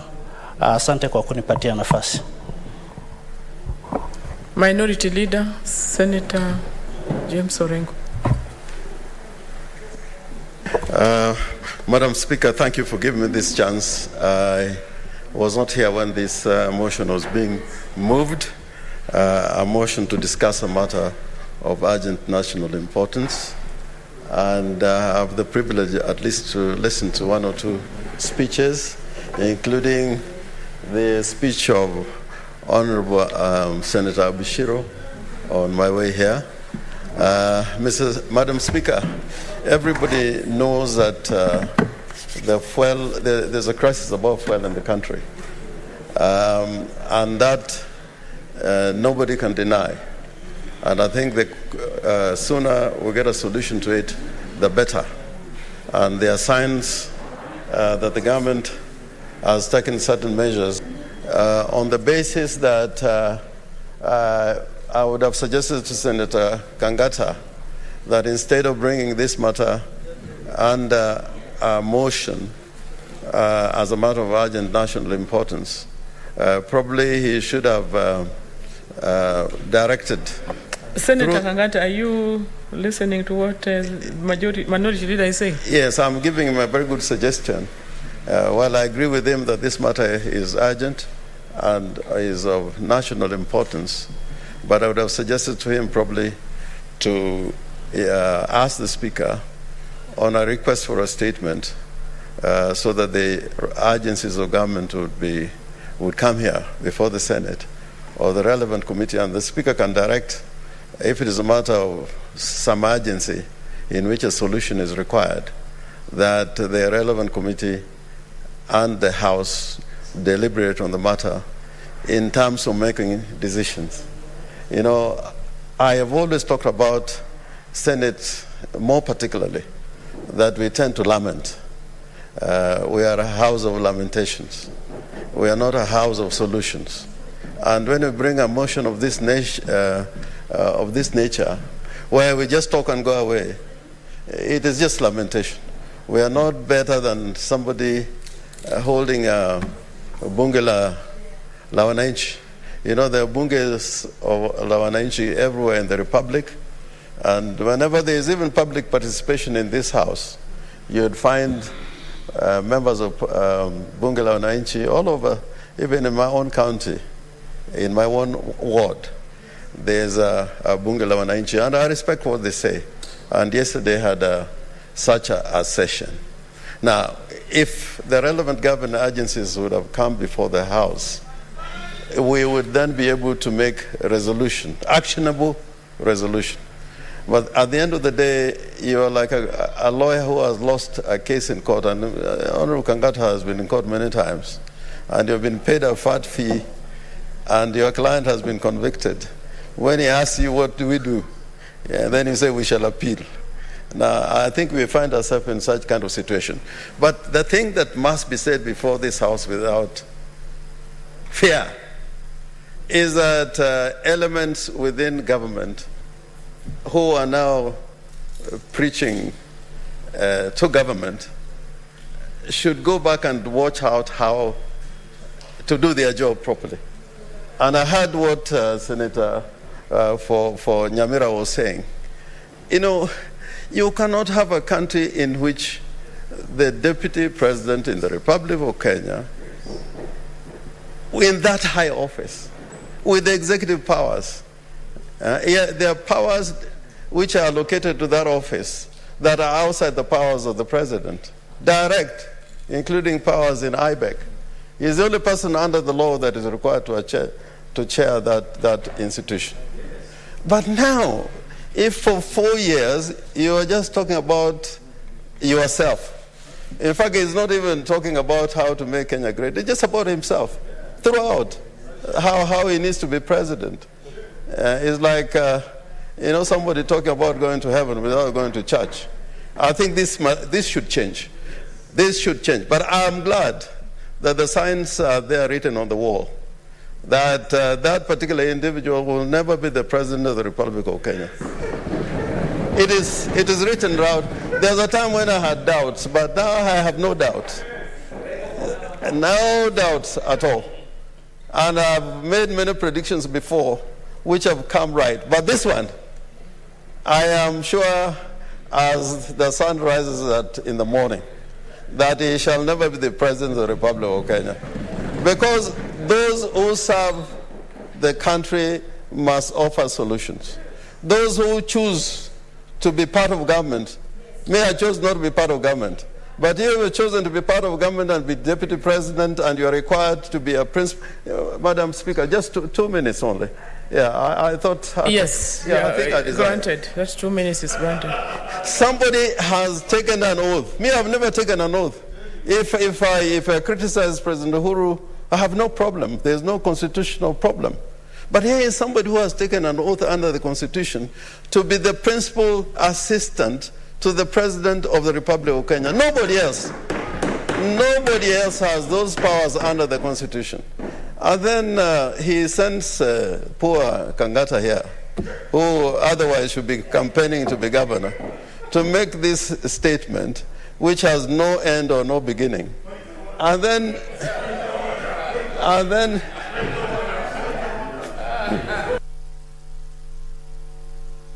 Kangata, you know you need to you should switch the intervention, not to shout.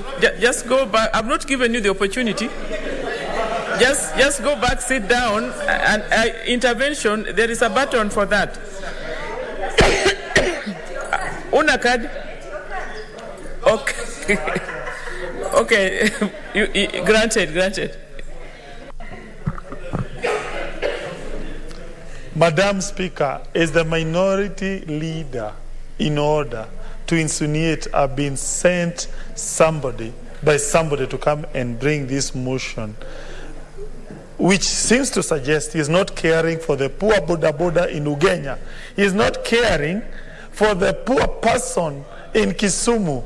He is not caring for the millions of Kenyans. Senate, Mr. Speaker, the minority leader should be telling us about where they took the BBI money. BBI money that was wasted. Your point is subsidy money. Your point is taken, Senator Kangata. You know, that's not a point of order. Senator Kangata, I trained you, but somewhere you lost the path. And Senator Minority Leader, I'm sorry to interrupt you again. Senator Mugeni. Madam Speaker, you have heard Senator from Murang'a making very, very serious allegations against the minority leader. Mr. Speaker, Madam Speaker, I've heard Senator Kangata, who is a lawyer and a former teacher of many law students, challenging the minority leader to explain where he took the BBI money. Madam Speaker, can he substantiate to the floor which money he's talking about, and what does he mean when he says that the minority leader took some BBI money, and he wants him to explain where he took the money? And if he can't, can he withdraw those remarks, Madam Speaker? Senator Kangata.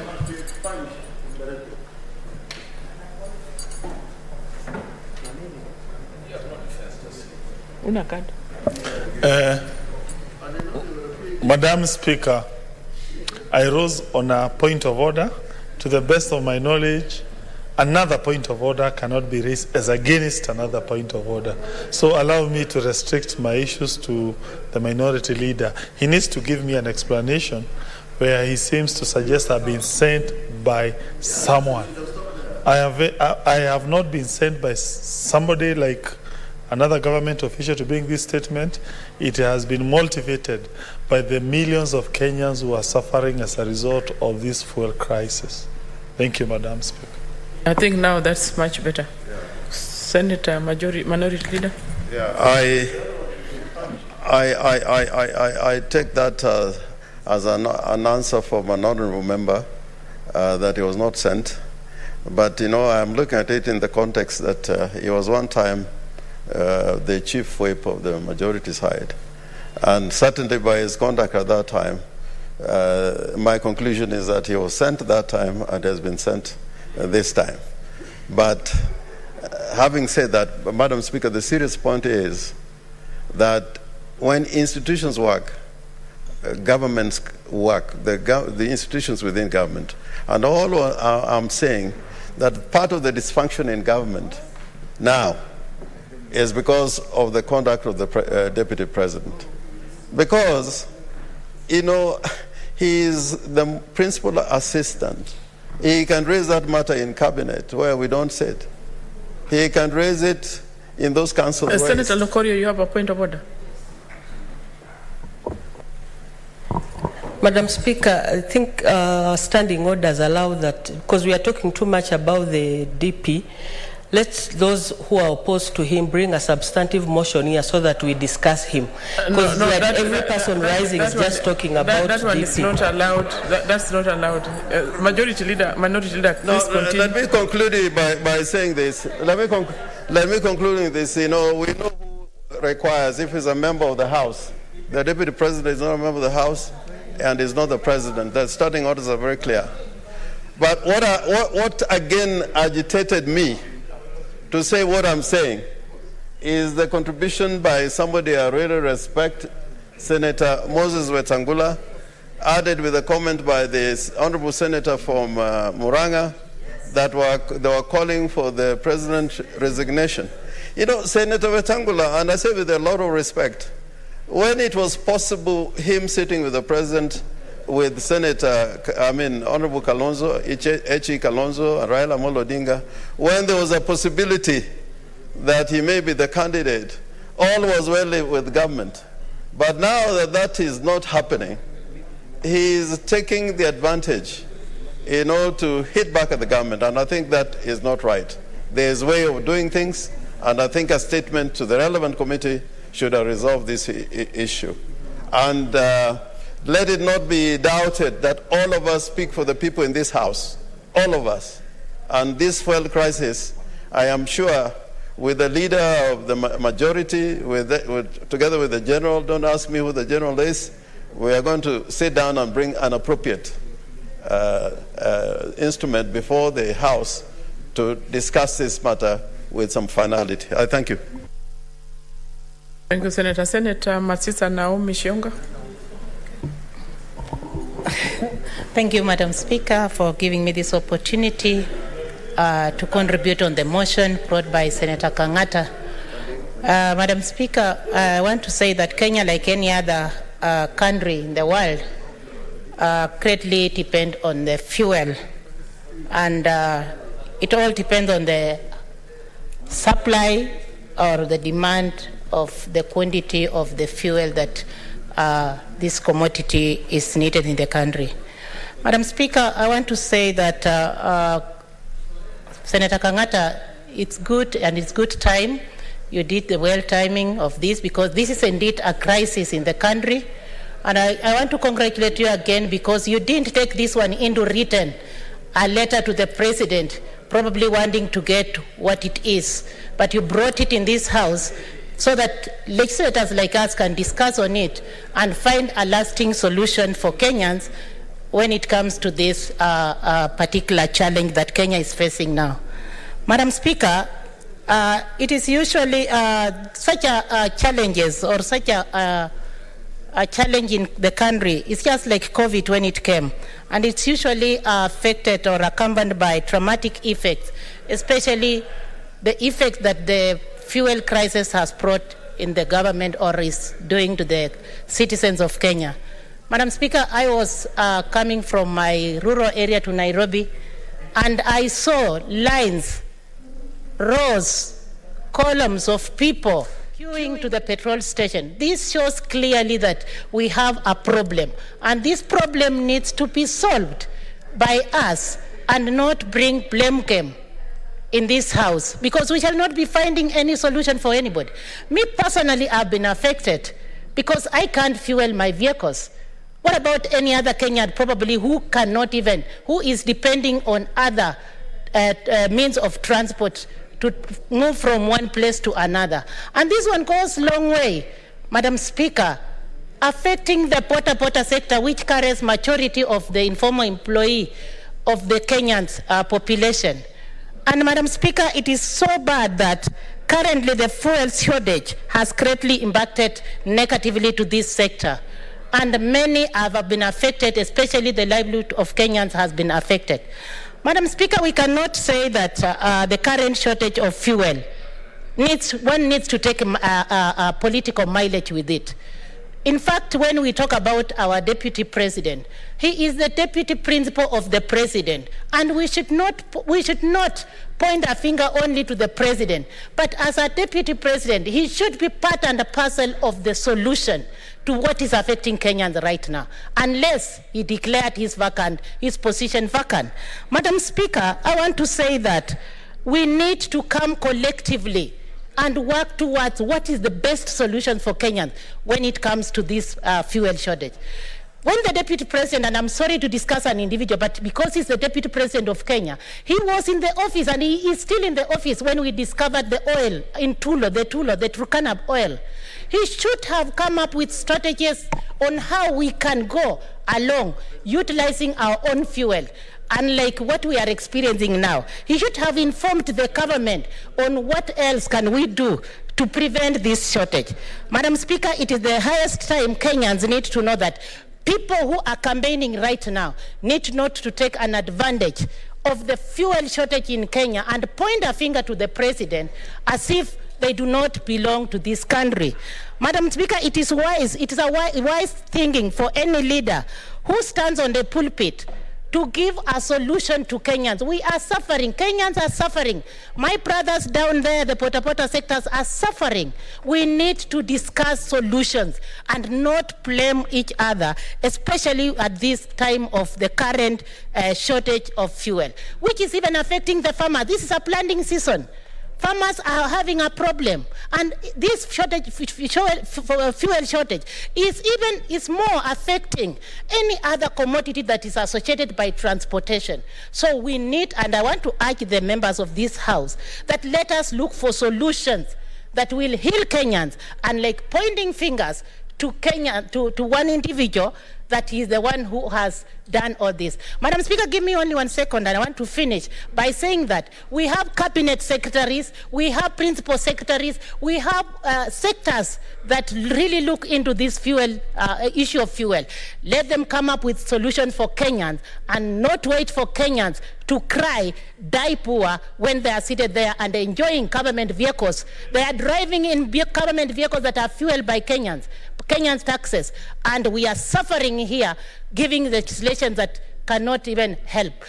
I want to urge you, let us discuss soberly, let us discuss minds that are there for Kenyans, and let us grow Kenya and not bring Kenyans to the dead end. Thank you, Madam Speaker. I support the motion, and I warn anybody who comes along by condemning anybody. Let us look for solutions and not blame. Thank you, Madam Speaker. Thank you, Senator. Senator Ali Abdullah Ibrahim. Thank you, Madam Speaker. Madam Speaker, this motion, I think, is timely, and Senator Ngata has done the right thing, whether people want it or not, because this problem of fuel has affected a lot of people, and people are really suffering. Even myself, yesterday, I had to be in line for more than 2 hours to get fuel. Now, you see, everywhere in town, you can't even move now because of vehicles waiting to get fuel from petrol stations. And then here we are coming and blaming the deputy president. The deputy president is in opposition. Why are we blaming him? Let's talk about the government, which is part of us who are in government, and the opposition who has joined us. We ask ourselves, where did things go wrong? Because the deputy president has long time ago, he's just earning salary, but he's in opposition. So let's forget about him and ask those ones who are really concerned with these things and where things have gone wrong. You know, if we don't do the right thing, if we don't do the right things ourselves, those who are in government, and make blame games and political issues here, if there are people who are really concerned and have caused this problem, then the government of the day should take action. If there are cartels, action should be taken on those cartels, and we should be told why this is happening.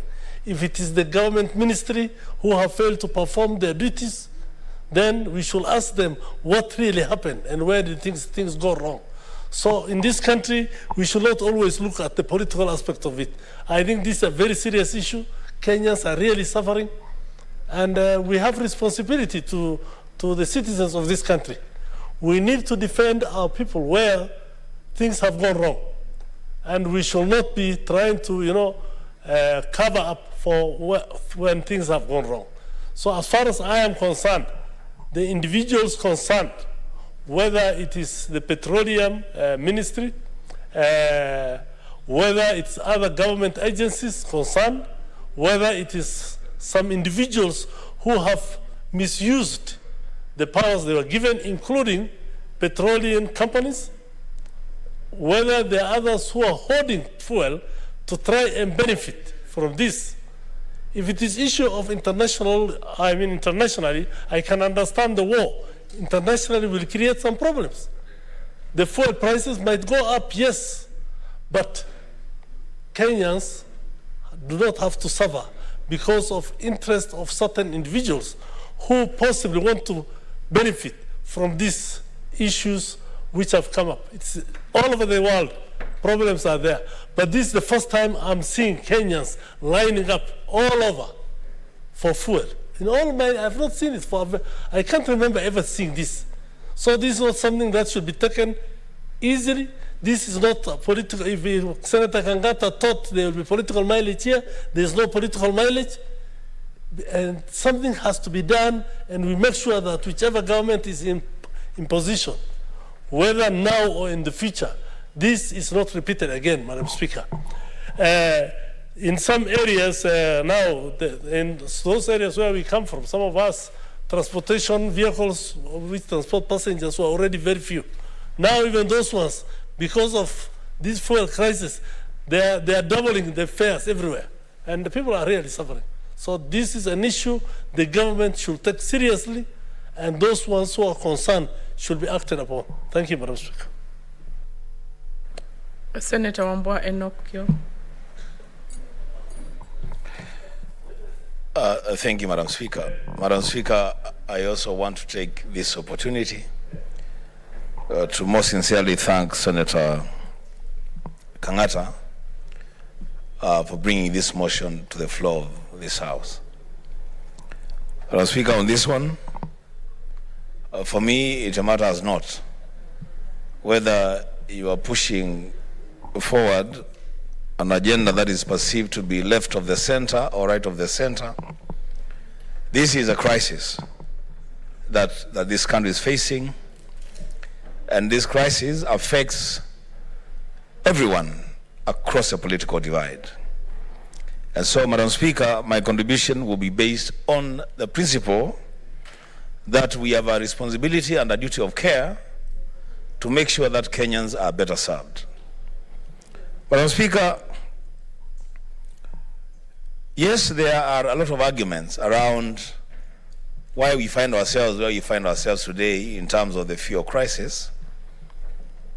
There are some people who are blaming cartels. There are others who are blaming our government. Others are blaming the war in Ukraine. There are a lot of excuses around where we find ourselves today.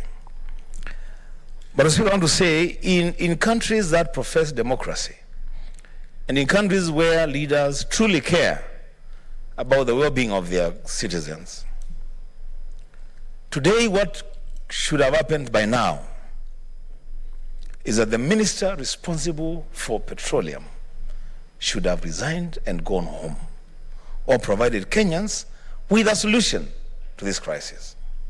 Because this matter, Madam Speaker, is not getting any easier by the day. The crisis is deepening.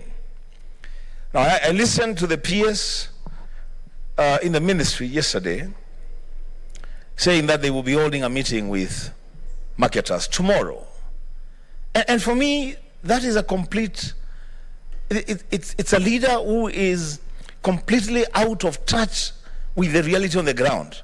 How can you be saying on a Monday that you'll be having a meeting with marketers on Wednesday to understand the crisis and see what you can do? Madam Speaker, in real and true democracies, the time that everything else stops and we mop up money available in other sectors of the economy to stabilize the fuel crisis in this country. Madam Speaker, it will be remembered that last week I brought a statement to the floor of this House.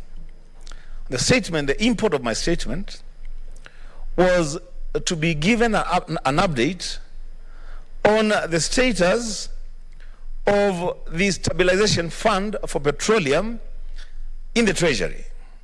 I hope that the committee that was given this responsibility is working on this statement so we can know which way to go. Lastly, Madam Speaker, and if I'm timed out, I will request just for a minute. Lastly, Madam Speaker, you know, we must call out people. We must call out leaders. We should also be called out when we're on the wrong. Madam Speaker, it is not politically hygienic for the Deputy President of the Republic of Kenya to go to the press and blame government for this crisis. Madam Speaker, it has been said, and I want to add my voice to it, that there is only one president in this country, and there is only one principal assistant to the president in this country. And on a matter like this, both the president and his principal assistant are our fathers. So when the deputy president cries about a crisis in the petroleum sector, what are the consumers, what are the ordinary citizens supposed to do, Madam Speaker? I want to call upon all of us, because we are all leaders, to do what it is that we have to do to ensure that we stabilize petroleum prices so that we may be able to stabilize the prices of other commodities. And of great importance and urgency is to ensure, Madam Speaker, that we have fuel running in those pumps from as early as this evening. I thank you, Madam Speaker. Senator Mudama Agnes Kavindu. Thank you, Madam Speaker, for giving me this opportunity to do my contributions to this motion from Senator Kangata. Madam Speaker, I think this crisis is here with us, just like the crisis of COVID was here with us.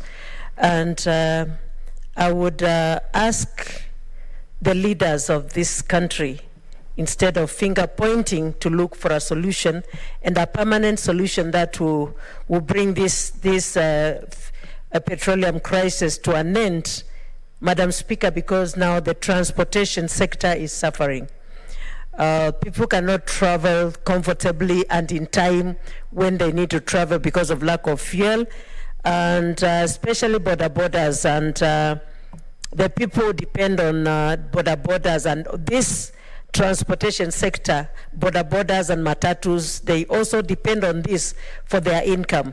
And so they are not making enough income right now, and so they cannot put food on the table for their people or their families. Madam Speaker, I would maybe request the Ministry of Petroleum to look for ways and means of storing fuel in plenty, so that even when a crisis occurs, this was just a crisis of a day or two, and the whole country is crying.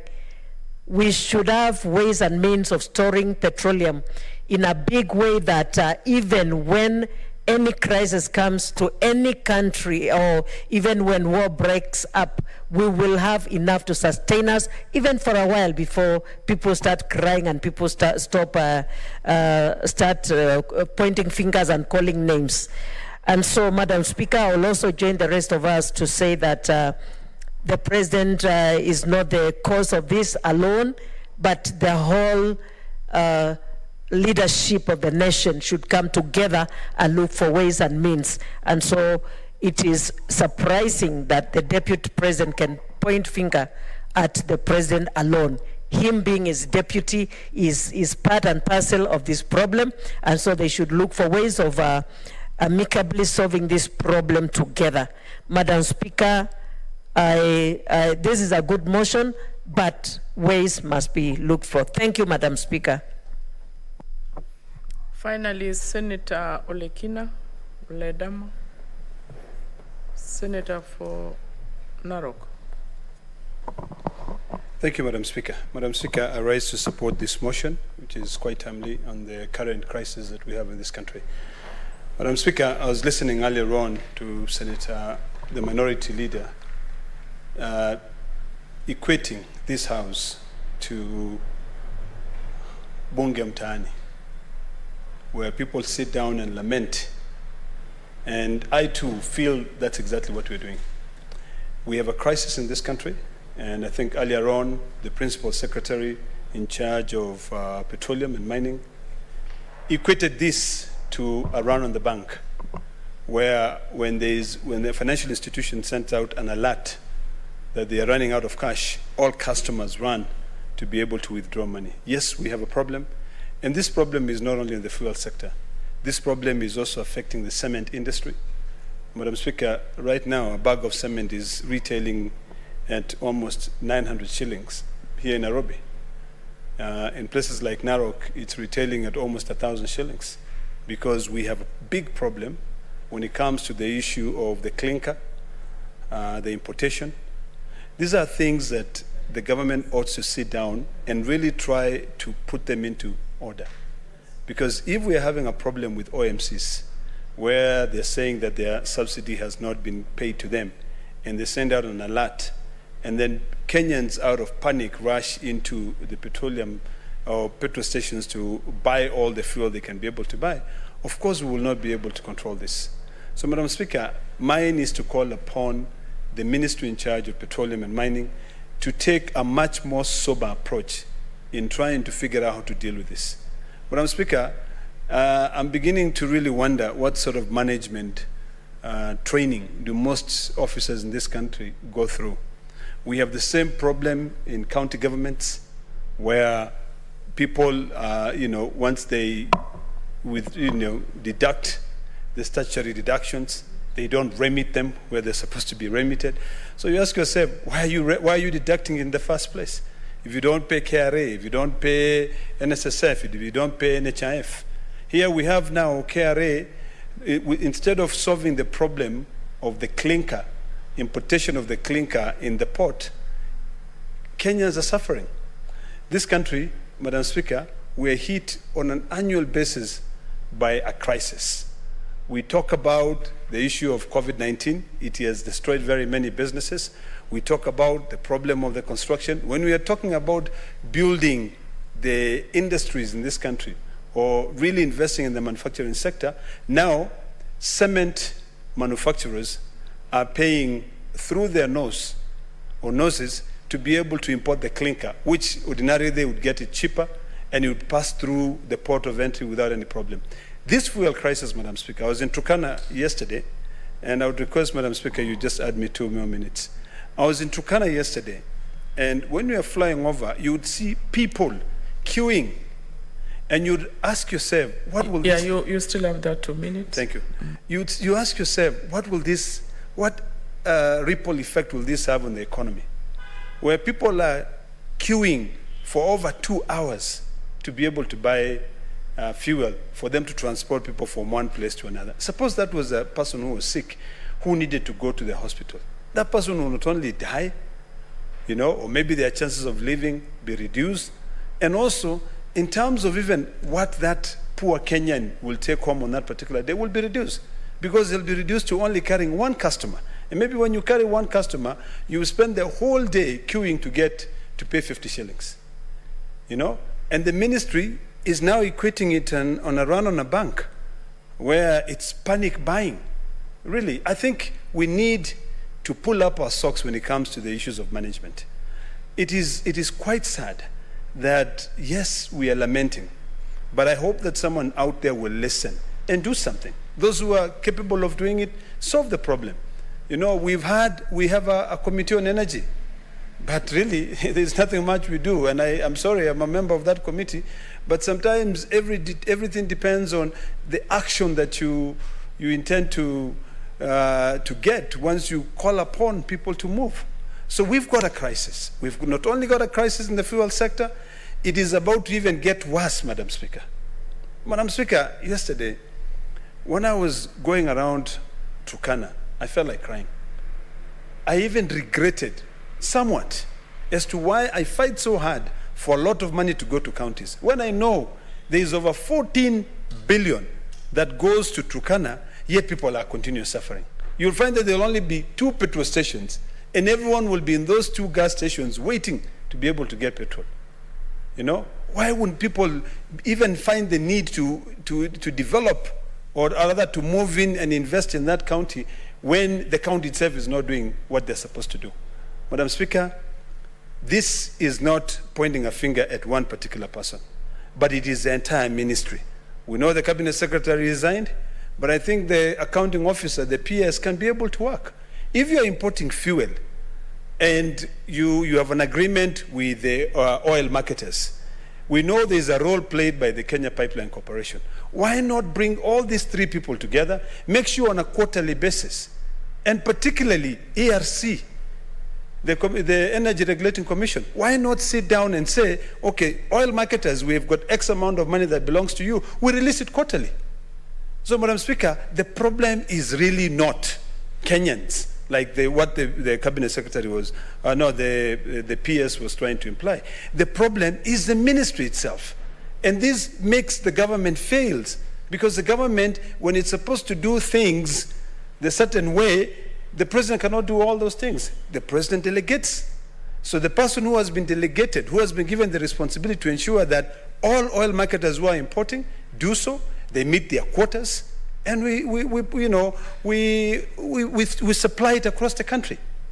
Finally, Madam Speaker, let me remind Kenyans that even though we are facing a fuel shortage in this country, we are way much ahead of so many countries. Madam Speaker, if you watch CNN and see what is happening in Sri Lanka, you will cry. And this is all because of the issues of leadership. I hope that we will take lessons. We don't want to go to that extent where people will get upset and park their vehicles on the main road and walk because they cannot be able to take them anywhere. But we are still better off than all those other developed nations, which you'll call them developed nations, which people are now, cows are dying because you can no longer milk them. There's no diesel to take the milk to the shops. We have to be careful not to hit that level in this country. We know the Senate will continue being empty.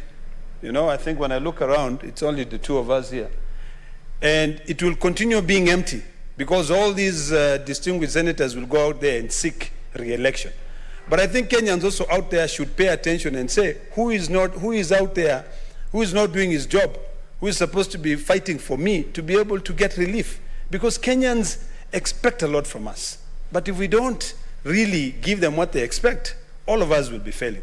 So, Madam Speaker, I support this motion, and I do hope that it will result into something. I do hope that the Ministry of Petroleum and Mining, maybe being moved by the Energy Committee in the National Assembly and also in this House, can be able to ensure that there are proper management, steps to ensure that we do not have this issue, which others are calling similar to a run on the bank. I thank you, Madam Speaker.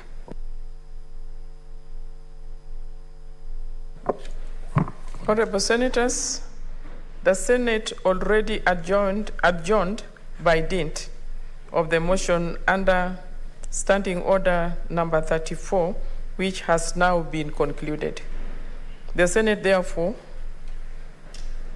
is adjourned until tomorrow, Wednesday, 6th April 2022 at 2:30 p.m.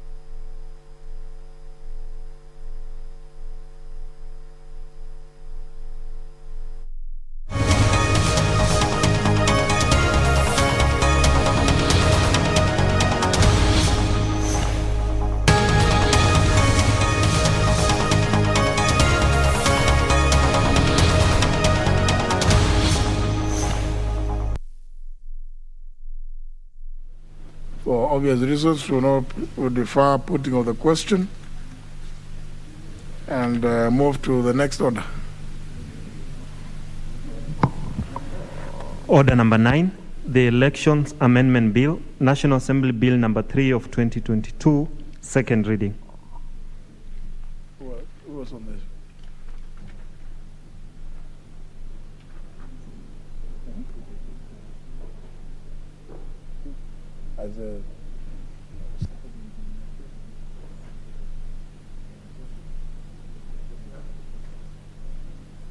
But any member is at liberty there to. Bill, motion was moved and seconded and the question proposed, so it debates. Honorable Murugara. Thank you. Thank you very much, Mr. Speaker. Mr. Speaker, I rise to support the Elections Amendment Bill 2012 as brought to the House, proposing various amendments to the Elections Act. And as a member of the Justice and Legal Affairs Committee, I confirm that we sat and went through this bill, and we confirmed that in spite of the fact that the election cycle has already kicked off, there are pertinent provisions of this act which we can apply even to the coming elections, such that we have made a provision that the commencement date of the amended law will be the date of gazettement. The reason I say so is that there is clamor in the country that the elections we hold have to be free and fair. And everybody is crying over this, that let us have credible elections where the loser is going to concede and the winner is going to be applauded. We do not wish to have tags of war, whether in the streets, whether in the courts, regarding elections, especially where it is contended that those elections are flawed. These election amendments are proposed principally by the IEBC, and the main purpose is to ensure that even the decisions of the courts, decisions that have been coming out from time to time as regards how we have conducted our elections in the past, are actually adhered to, and those decisions are anchored in statute law. And this is one reason I say these are good proposals that we should actually move and amend the laws as proposed. The Committee on Justice and Legal Affairs has also come up with the proposals to make further amendments, and I'm in total concurrence with those particular proposed amendments because, again, they are justified. There is justification to propose that we can make the proposed amendments better so that Kenyans from time to time have the assurance that they need that we have a good election law in place and that their elections they are just about to enter into will be credible, fair, just, and justifiable. For now, let me just make a few comments on the proposed further amendments by the Justice and Legal Affairs Committee. The first one being that we are proposing that any Kenyan who is to go to a polling station will be at liberty to vote with either an ID card or a passport. The law says a passport. But having looked at the word passport alone, we know there are very many Kenyans that hold passports that are expired. And an expired passport in law is not a passport at all because it cannot be used anywhere. Even the banks would not accept it. This is why we have proposed that we will now have to use a valid passport. One that is current, one that is acceptable in law and can be used for all purposes, whether banking and including voting. We have also made further proposals that the registration of persons, when we want to register voters and that period has closed, the law provides that we cannot continue with voter registration until a by-election is conducted. However, we noted that that clause should only apply to constituencies or constituency where there is a by-election. The rest of the constituencies in the country are not affected by by-elections going on in the rest of the constituencies, and that limitation was actually limiting the rights of Kenyans. We have also made a proposal that when it comes to movement of voters, the voter transfers, we had actually raised very many limitations to that, to the effect that for you to transfer your vote, you ought to have either lived, carried on business, or been in that constituency for 6 months. We actually found that to be limiting to Kenyans.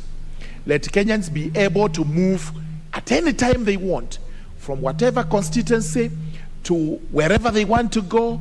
Let them vote for whoever they want, because sometimes elections are actually similar to a religion. In Kenya, we have the freedom of religion through the freedom of association. And when it comes to your religion, you practice it without any hindrances. When it comes to elections too, let a Kenyan choose whoever they want to vote for, wherever they want to do it. There is no harm whatsoever to a Kenyan citizen in Garissa feeling that he or she wants to come to Tharaka to vote for me, and we do not have to put any limitations like you have to have been there for those 6 months or whatever period of time is being set by the law. And there are a raft of other amendments that are proposed, which in my view, they are good proposals, and we should actually carry them so that we make these election amendment laws to be good and useful to Kenyans. Those remarks I support.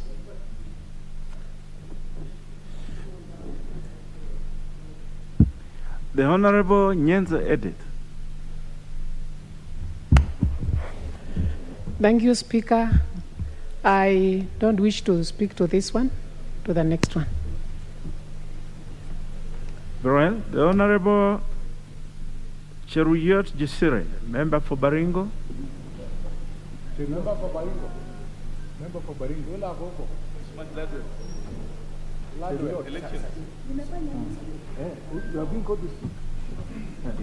Yeah, the Honorable Thank you, Mr. Speaker, the sir. Honorable Jesire, proceed. Yes, Mr. Speaker, sir, sorry, I was consulting. And Mr. Speaker, I don't know, I'm not comfortable with bringing a new law at this time for elections. I don't know what is short in the current bill that make us bring this bill at this time. I'm not very sure if we need it now, Mr. Speaker, and I'm speaking my mind. And when I went through and perused, Mr. Speaker, I realized that one of the amendments that is really required and proposed by IBC is that the presiding officer becomes the final person in transmitting results from the polling station to the national office. So, Mr. Speaker, I don't know if this bill serves as well now. I come from a school of independent opinion. I don't feel like we should really struggle at this time when members are really more than a quarter of the members are at the ground there trying to struggle for nominations. It may not carry the opinions of the majority, and as a person who is going to go through these elections, Mr. Speaker, I oppose, unless I'm opposing, yes. I'm not supporting it, Mr. Speaker. Any amendment that is there, I'm not supporting it now until otherwise stated. But for as far as now stated is concerned, Mr. Speaker, I am not supporting any amendment in the current bill. Thank you, Mr. Speaker. The Honorable Church Uganya.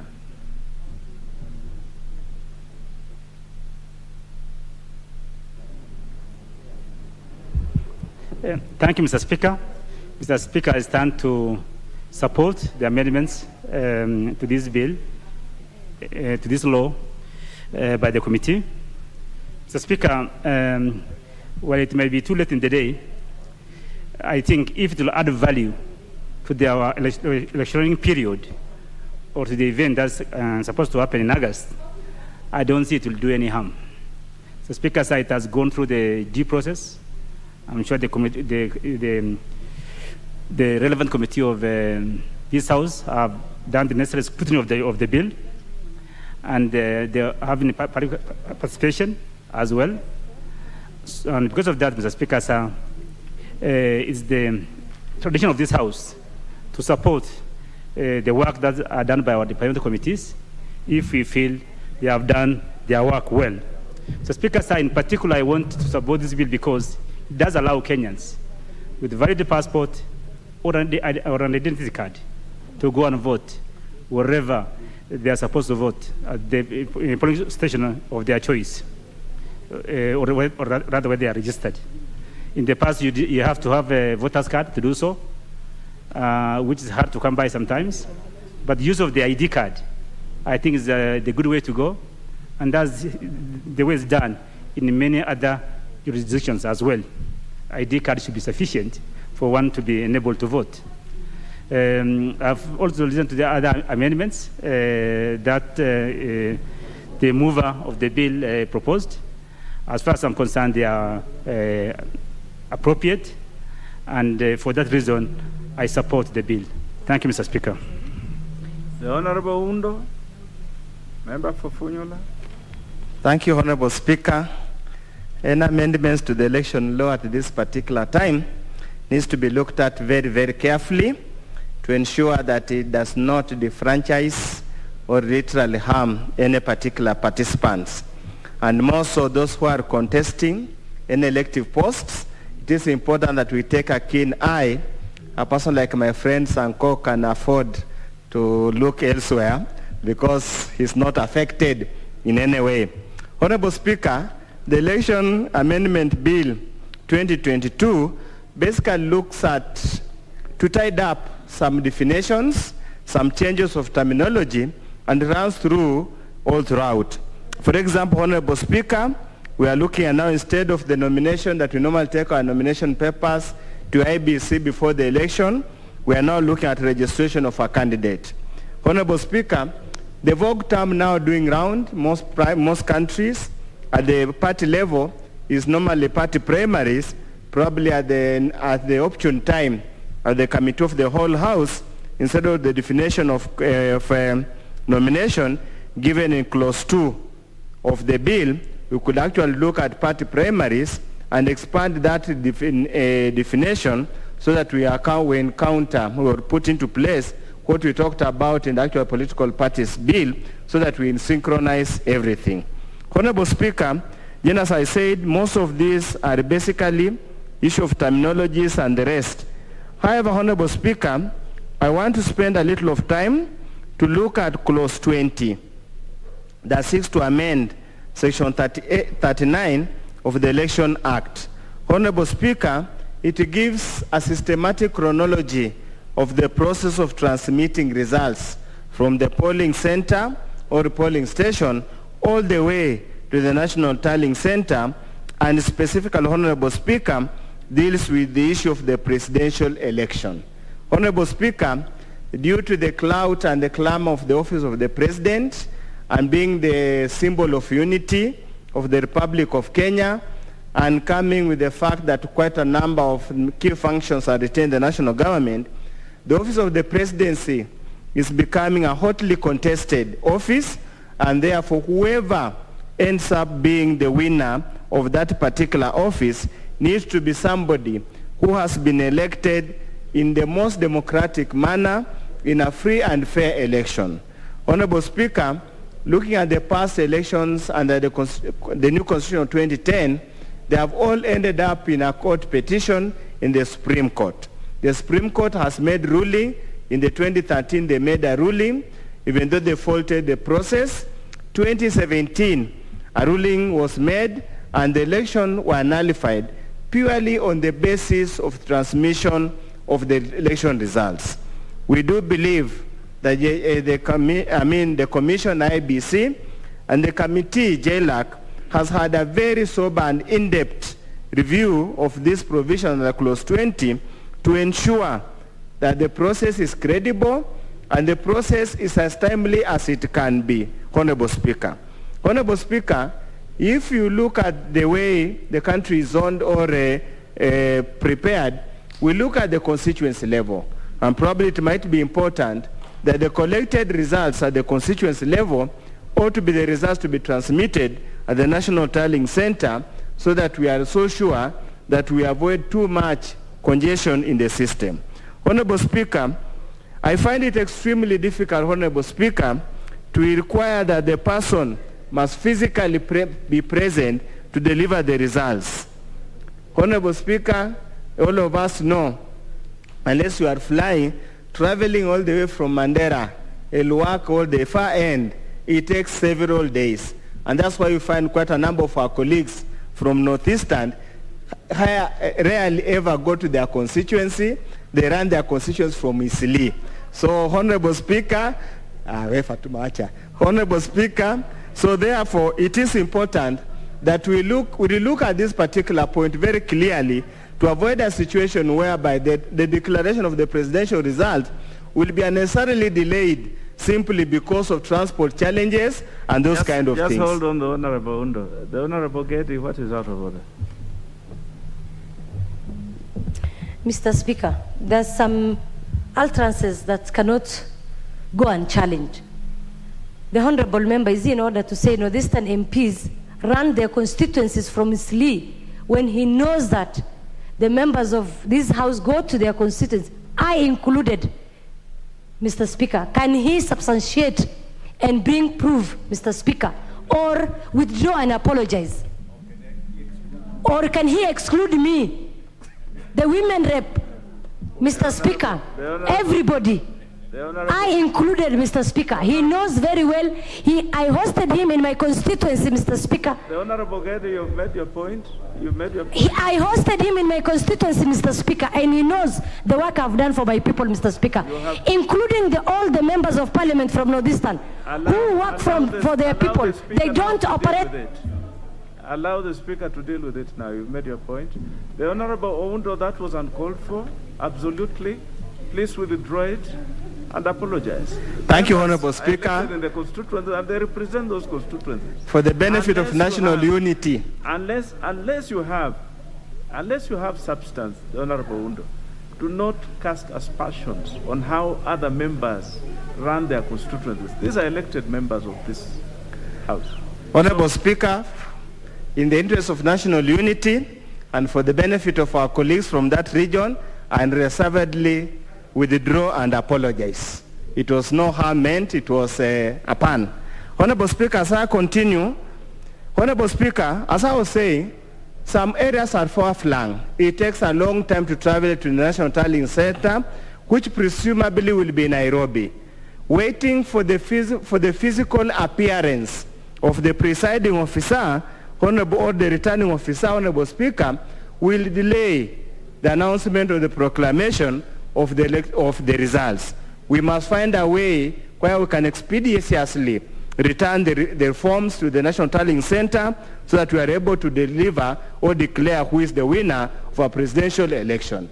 A delay in declaring a presidential election, Honorable Speaker, brings a lot of anxiety to the country and to the supporters, and is a precursor for any violence, post-election violence. Honorable Speaker, the second issue that I need to look at is Clause 21(2), which calls for the Commission shall make regulations for the better carrying into effect the provisions of this section. Honorable Speaker, we have less than 5 months to the election. Any regulation made by the Commission must be approved by the committee, by this Parliament, through the Committee of Delegated Legislation. I'm at pain to understand how that is possible. It will be done so that we actualize the amendments we have made here. Is it that we are going to go into an election whereby the act as amended will not be operational for lack of regulations, or how are we going to navigate this minefield? So I hope, Honorable Speaker, in the amendments being proposed by the Committee of JLAC, they have dealt with this matter to ensure that we are able to deal with it at a particular time. Honorable Speaker, when you look at clause 22, 1A, that introduces 1A on clause section 77, an electoral dispute under subsection 1 shall be lodged with the Commission within 48 hours. Honorable Speaker, for any claim or any appeal to be heard, it must be presented with evidence. I'm at pain to understand how you can collect evidence and lodge within 48 hours after the so-called party registration process. Indeed, this is a matter that needs to be opened up because it's critical, because this could be the last option you have before your name appears on the ballot paper.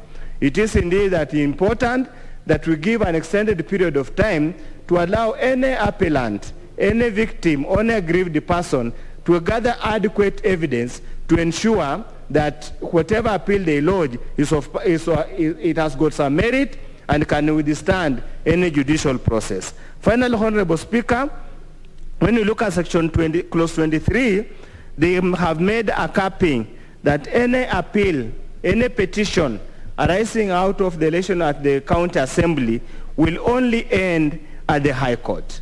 Honorable Speaker, I'm not so sure whether this is really in the best interest of the litigants or is a matter to avoid unnecessary waste of court time, court moment. However, Honorable Speaker, indeed we should allow, like all other petitions, a county assembly seat as important because it holds a very important role under devolution, should be allowed to go all the way to the Court of Appeal, just like those ones of the National Assembly and the Senate.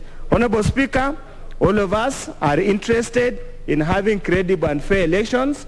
Any attempt to do the same is most welcome, but we should never introduce any bottlenecks in the election process to avoid a situation where people feel aggrieved. With those few remarks, Honorable Speaker, I support.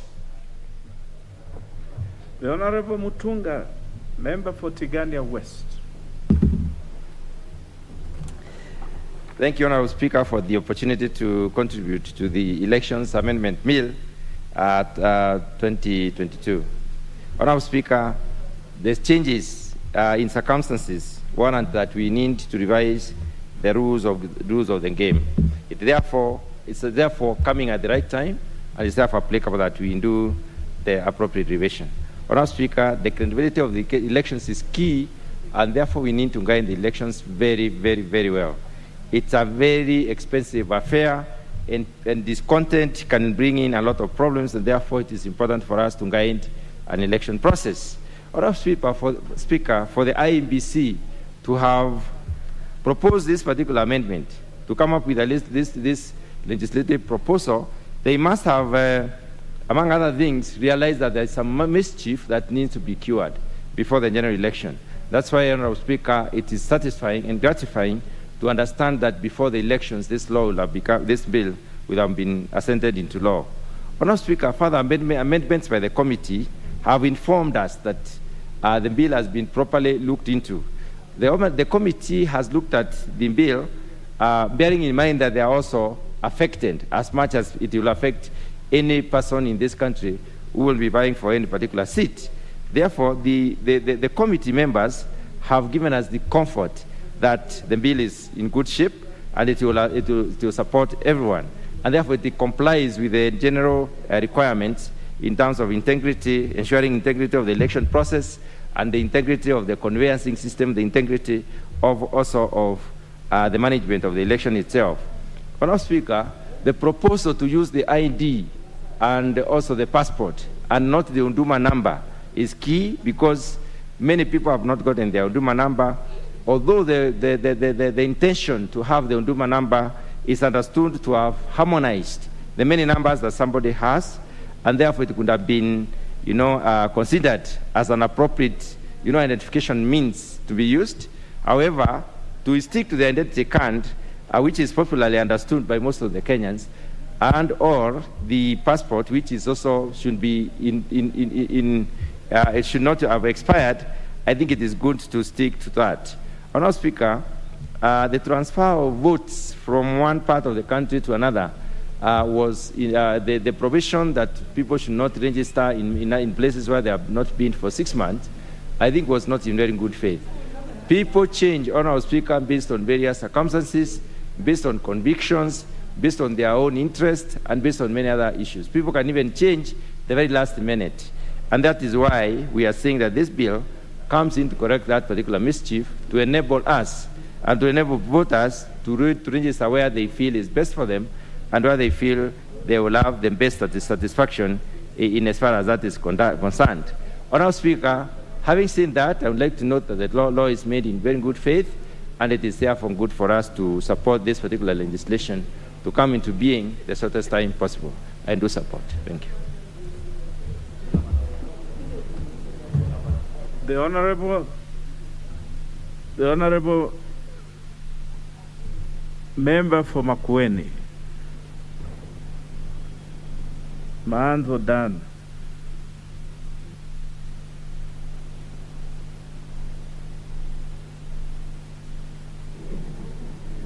Another one? Oh, thank you, Mr. Speaker. Mr. Speaker, thank you for giving me an opportunity to discuss this very important bill. Mr. Speaker, an election law is very sensitive, and when I looked at this act and the previous act, Mr. Speaker, I came to the conclusion that although this was proposed by the IBC, it could be an over legislation, Mr. Speaker, on things which are already settled and which have already been practiced since 2011 and have been useful. Mr. Speaker, the only new useful thing I've seen is whereby when it comes to the county election petitions, Mr. Speaker, the High Court becomes the final court in determination of that county election, such that it does not bother the High Court, the Court of Appeal and the Supreme Court. And Mr. Speaker, that's an improvement, as I've seen, because there was no law limiting that, and an MCA could petition all the way to the Supreme Court and take a lot of time of the court unnecessarily. That could be an improvement, but mainly whatever has been introduced here, Mr. Speaker, and although the Committee on Justice was unanimous that this is good law, Mr. Speaker, there's a lot of repetition, and it has to bear in mind of the recent political parties law we passed in this House and went to the court, went to be approved by the Senate. Mr. Speaker, this will also follow the same process. So I'm wondering, Mr. Speaker, whether we have time to debate this law here, pass it here, take it to the Senate in the middle of nominations, have it approved by the Senate, probably some mediation, and then before the House adjourns and die, end up to the President for signature. If it were to be expedited and that would be achieved, then it means there is a little bit of interest with this particular law. I have seen, Mr. Speaker, this law has tried to reiterate that it is worth noting that Section 83 of the Elections Act 2011, which deals with the nullification of an election, was declared unconstitutional in the Katiba Institute case, Mr. Speaker. And therefore, some suggestions were made in that particular unconstitutionality, and probably there was a proposal, Mr. Speaker, to improve that for subsequent elections, hence necessitating this amendment, Mr. Speaker. Mr. Speaker, I'm just wondering why it has taken so much time for it to arrive now when it is time for election. And how do you synchronize this with the new political parties amendment bill and the new definition be posted here, Mr. Speaker, about what is a nomination and the registration of a candidate? Mr. Speaker, they mean one and the same thing. And in fact, right now, political parties are in the process of preparing for nominations. My political party, WIPA, has had meetings today in relation to the same. Tomorrow we'll meet all its candidates who want to go for nominations. So, Mr. Speaker, the process has begun, and these nominations are going to go on 19th of this month. And I believe different other political parties, including ODM, which is a very vibrant political party, and whose nomination ticket is highly coveted, more coveted than even in UDA, as they have claimed. How do you handle this, Mr. Speaker, which is already working now, and it's work in progress? And although this came from IBC, how are we going to make sure that then this law is used usefully now? I think, Mr. Speaker, this law will be used in subsequent elections, but not this particular election. If it moves very fast and catches up with this particular election, probably some of information and material and the practice in this will be useful. Mr. Speaker, I participated in the last two presidential election petitions at the Supreme Court as an advocate of the High Court of Kenya. The second one, which was successful, the biggest problem was revealing the information in the server, which was not revealed. And it goes back to what is now being introduced in this law, that, Mr. Speaker, the presiding officer in a police station becomes a final determinant of that police station as to what is the total sum of the electoral count, and is immediately wired to the tallying center. Mr. Speaker, I think we have given too much power to the wrong person, a presiding officer. The right person is the returning officer of that constituency. And within the constituencies, that particular constituency, it is easy to get the sum, and it's easy to have the returning officer accountable. But now we are making a presiding officer accountable.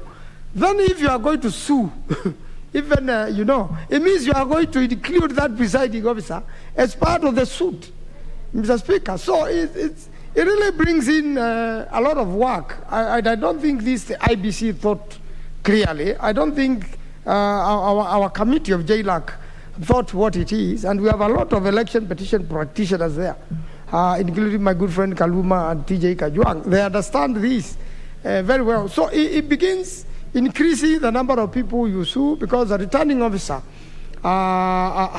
is one of the determinants, and therefore, suppose that particular person wires the wrong information, and that, bearing on the magnitude of an election.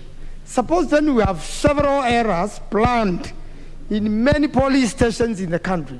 Mr. Speaker, even the Supreme Court will have difficulties determining who won the election, Mr. Speaker. And that is a recipe for chaos in the country.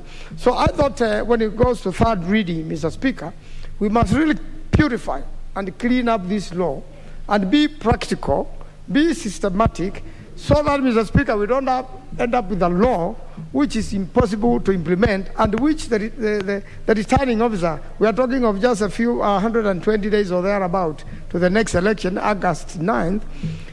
This could really give us a challenge. And I don't think proper justification was given by IBC. And I'm usually one of the members of parliament who really want IBC to function, and want IBC to be practical, want IBC to be useful to this country, because it is so key into our election, Mr. Speaker. That affects the presidential count, and also affects the county results. Remember last time we had quite a number of election petitions for governors, and they end up in a lot of contention, Mr. Speaker. Some of them went even up to Supreme Court out of some of these issues because of the 54%, Mr. Speaker, which was very prevalent. And in the case of the Machakos County gubernatorial petition, Mr. Speaker, you remember the High Court approved it, but the Court of Appeal overturned it, Mr. Speaker. Then when it went to Supreme Court, again it went back to the position of the High Court. But you could see, Mr. Speaker, you could see what was the problem was the collection of data and what was happening at the police stations. In fact, Mr. Speaker, in that there were extra police stations which had never been gazetted or did not belong to IBC, hence the way the results ended up. And even opening up the ballot boxes became a challenge, Mr. Speaker, because they had already been interfered with the storage. And I believe this is what IBC was trying to cure, these processes, because IBC has participated in all these election petitions and is aware what happens. So it is difficult, Mr. Speaker, to find out what mystery, what mischief are we trying to cure in this law. Is it just a law for the sake of IBC say we amended an act after 10 years? Mr. Speaker, I think at third reading we really have to scrutinize this law, and we have very good lawyers in this House, I believe, so that we give the country something very good, so that the best candidate wins and the rest are certified. I thank you, Mr. Speaker. I support.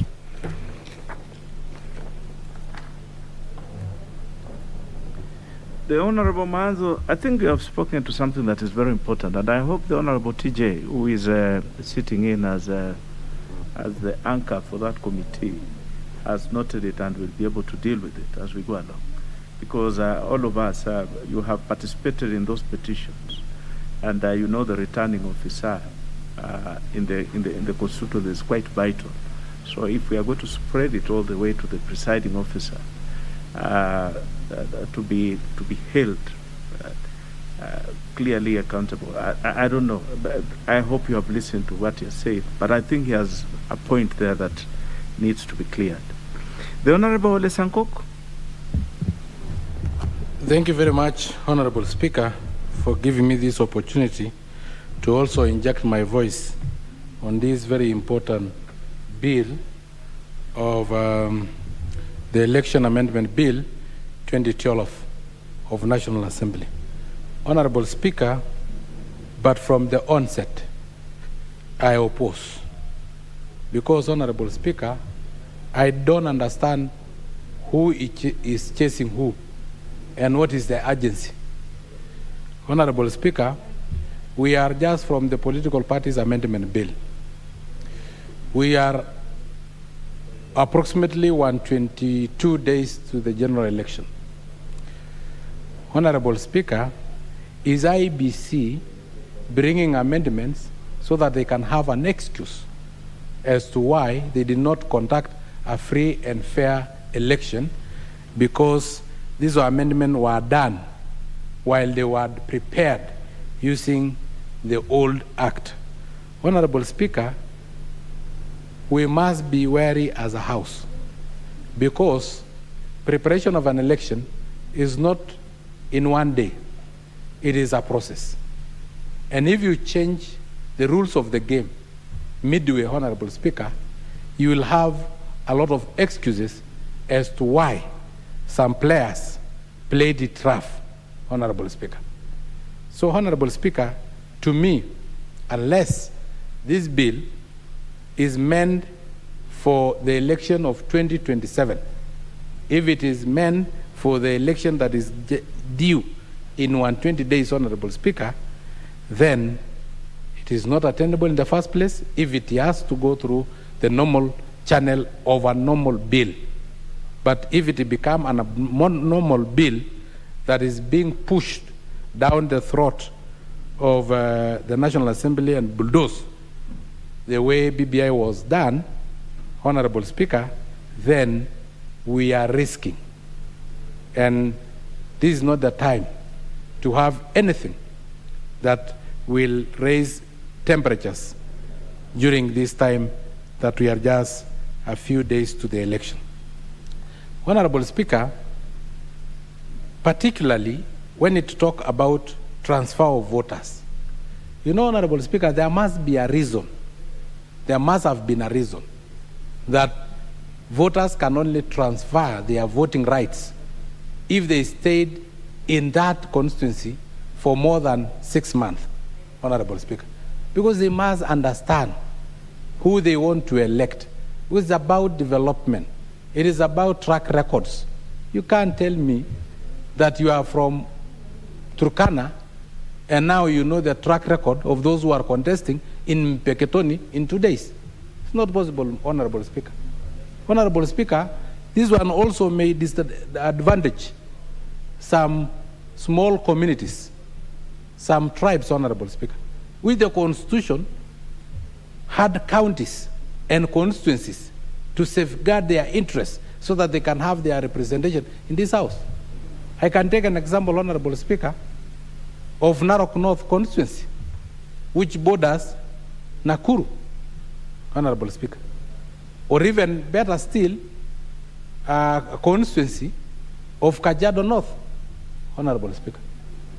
What will happen if today we decide that we have two communities, one living in the other county that is not cosmopolitan, and another one living in a county that is fairly cosmopolitan, like Narok? You can decide, since the other county that have only one tribe will eventually end up with a leader from that tribe, to transfer all the voters to the other constituency to have a voting masses or age or numbers to be able to vote for your tribesman. Honorable Speaker, this one transfer of voters, there must be have been a reason for limiting the transfer of voters to be able to have stayed in that place for more than 6 months, Honorable Speaker. Honorable Speaker, we have also to be genuine that we are over-legislating. We have laws in place. We have laws that govern election. It is only that we contest the apex of the election, Honorable Speaker. There is competition in the position of a MCA. We don't fight.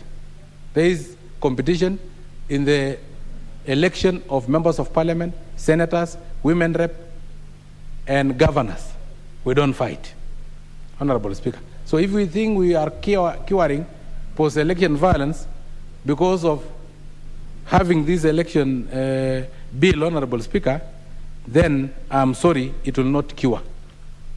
Because, Honorable Speaker, why is it only one that is contested? Why was BBI all about curing that one position, sharing of power in that one position, creating a prime minister position so that we can massage the ego of the loser, while there are so many losers in county assemblies? There are so many losers, members of parliament. You defeated your competitors, and you did not share powers with them. You did not share salaries with them. You came in this house alone. But when it comes to the apex of leadership, we are trying to over-legislate. And I can say without fear of contradiction that it may not even be all Kenyans or all competitors. Because the only time that we had disputed election was 1997, 2007, 2013, and 2017. And there is a name that did not miss in those elections. There is a name, which I can say without fear of contradiction is the single denominator of violence. In 2007, we did not have any post-election violence. So, Honorable Speaker, to be genuine. The Honorable Sanko? Yes. You'll have to withdraw that bit about the denominator of violence. Okay. Please. So, I withdraw and apologize, but there have been post-election violence in 1997, 2007, 2013, 2017. And it must be something that caused, because in 2002, we did not, we had a change of regime. Just hold on, the Honorable Sanko. Thank you. Just hold on.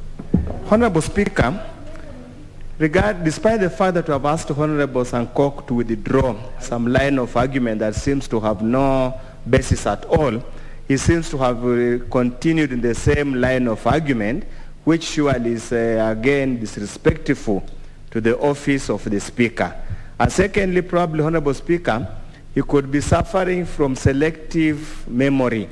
He remembers there was 1992, we had post-election violence, and I wonder why he's selecting a few and not selecting all of them. Indeed, this is the tragedy of our Kenyan politics. Thank you, Honorable Speaker.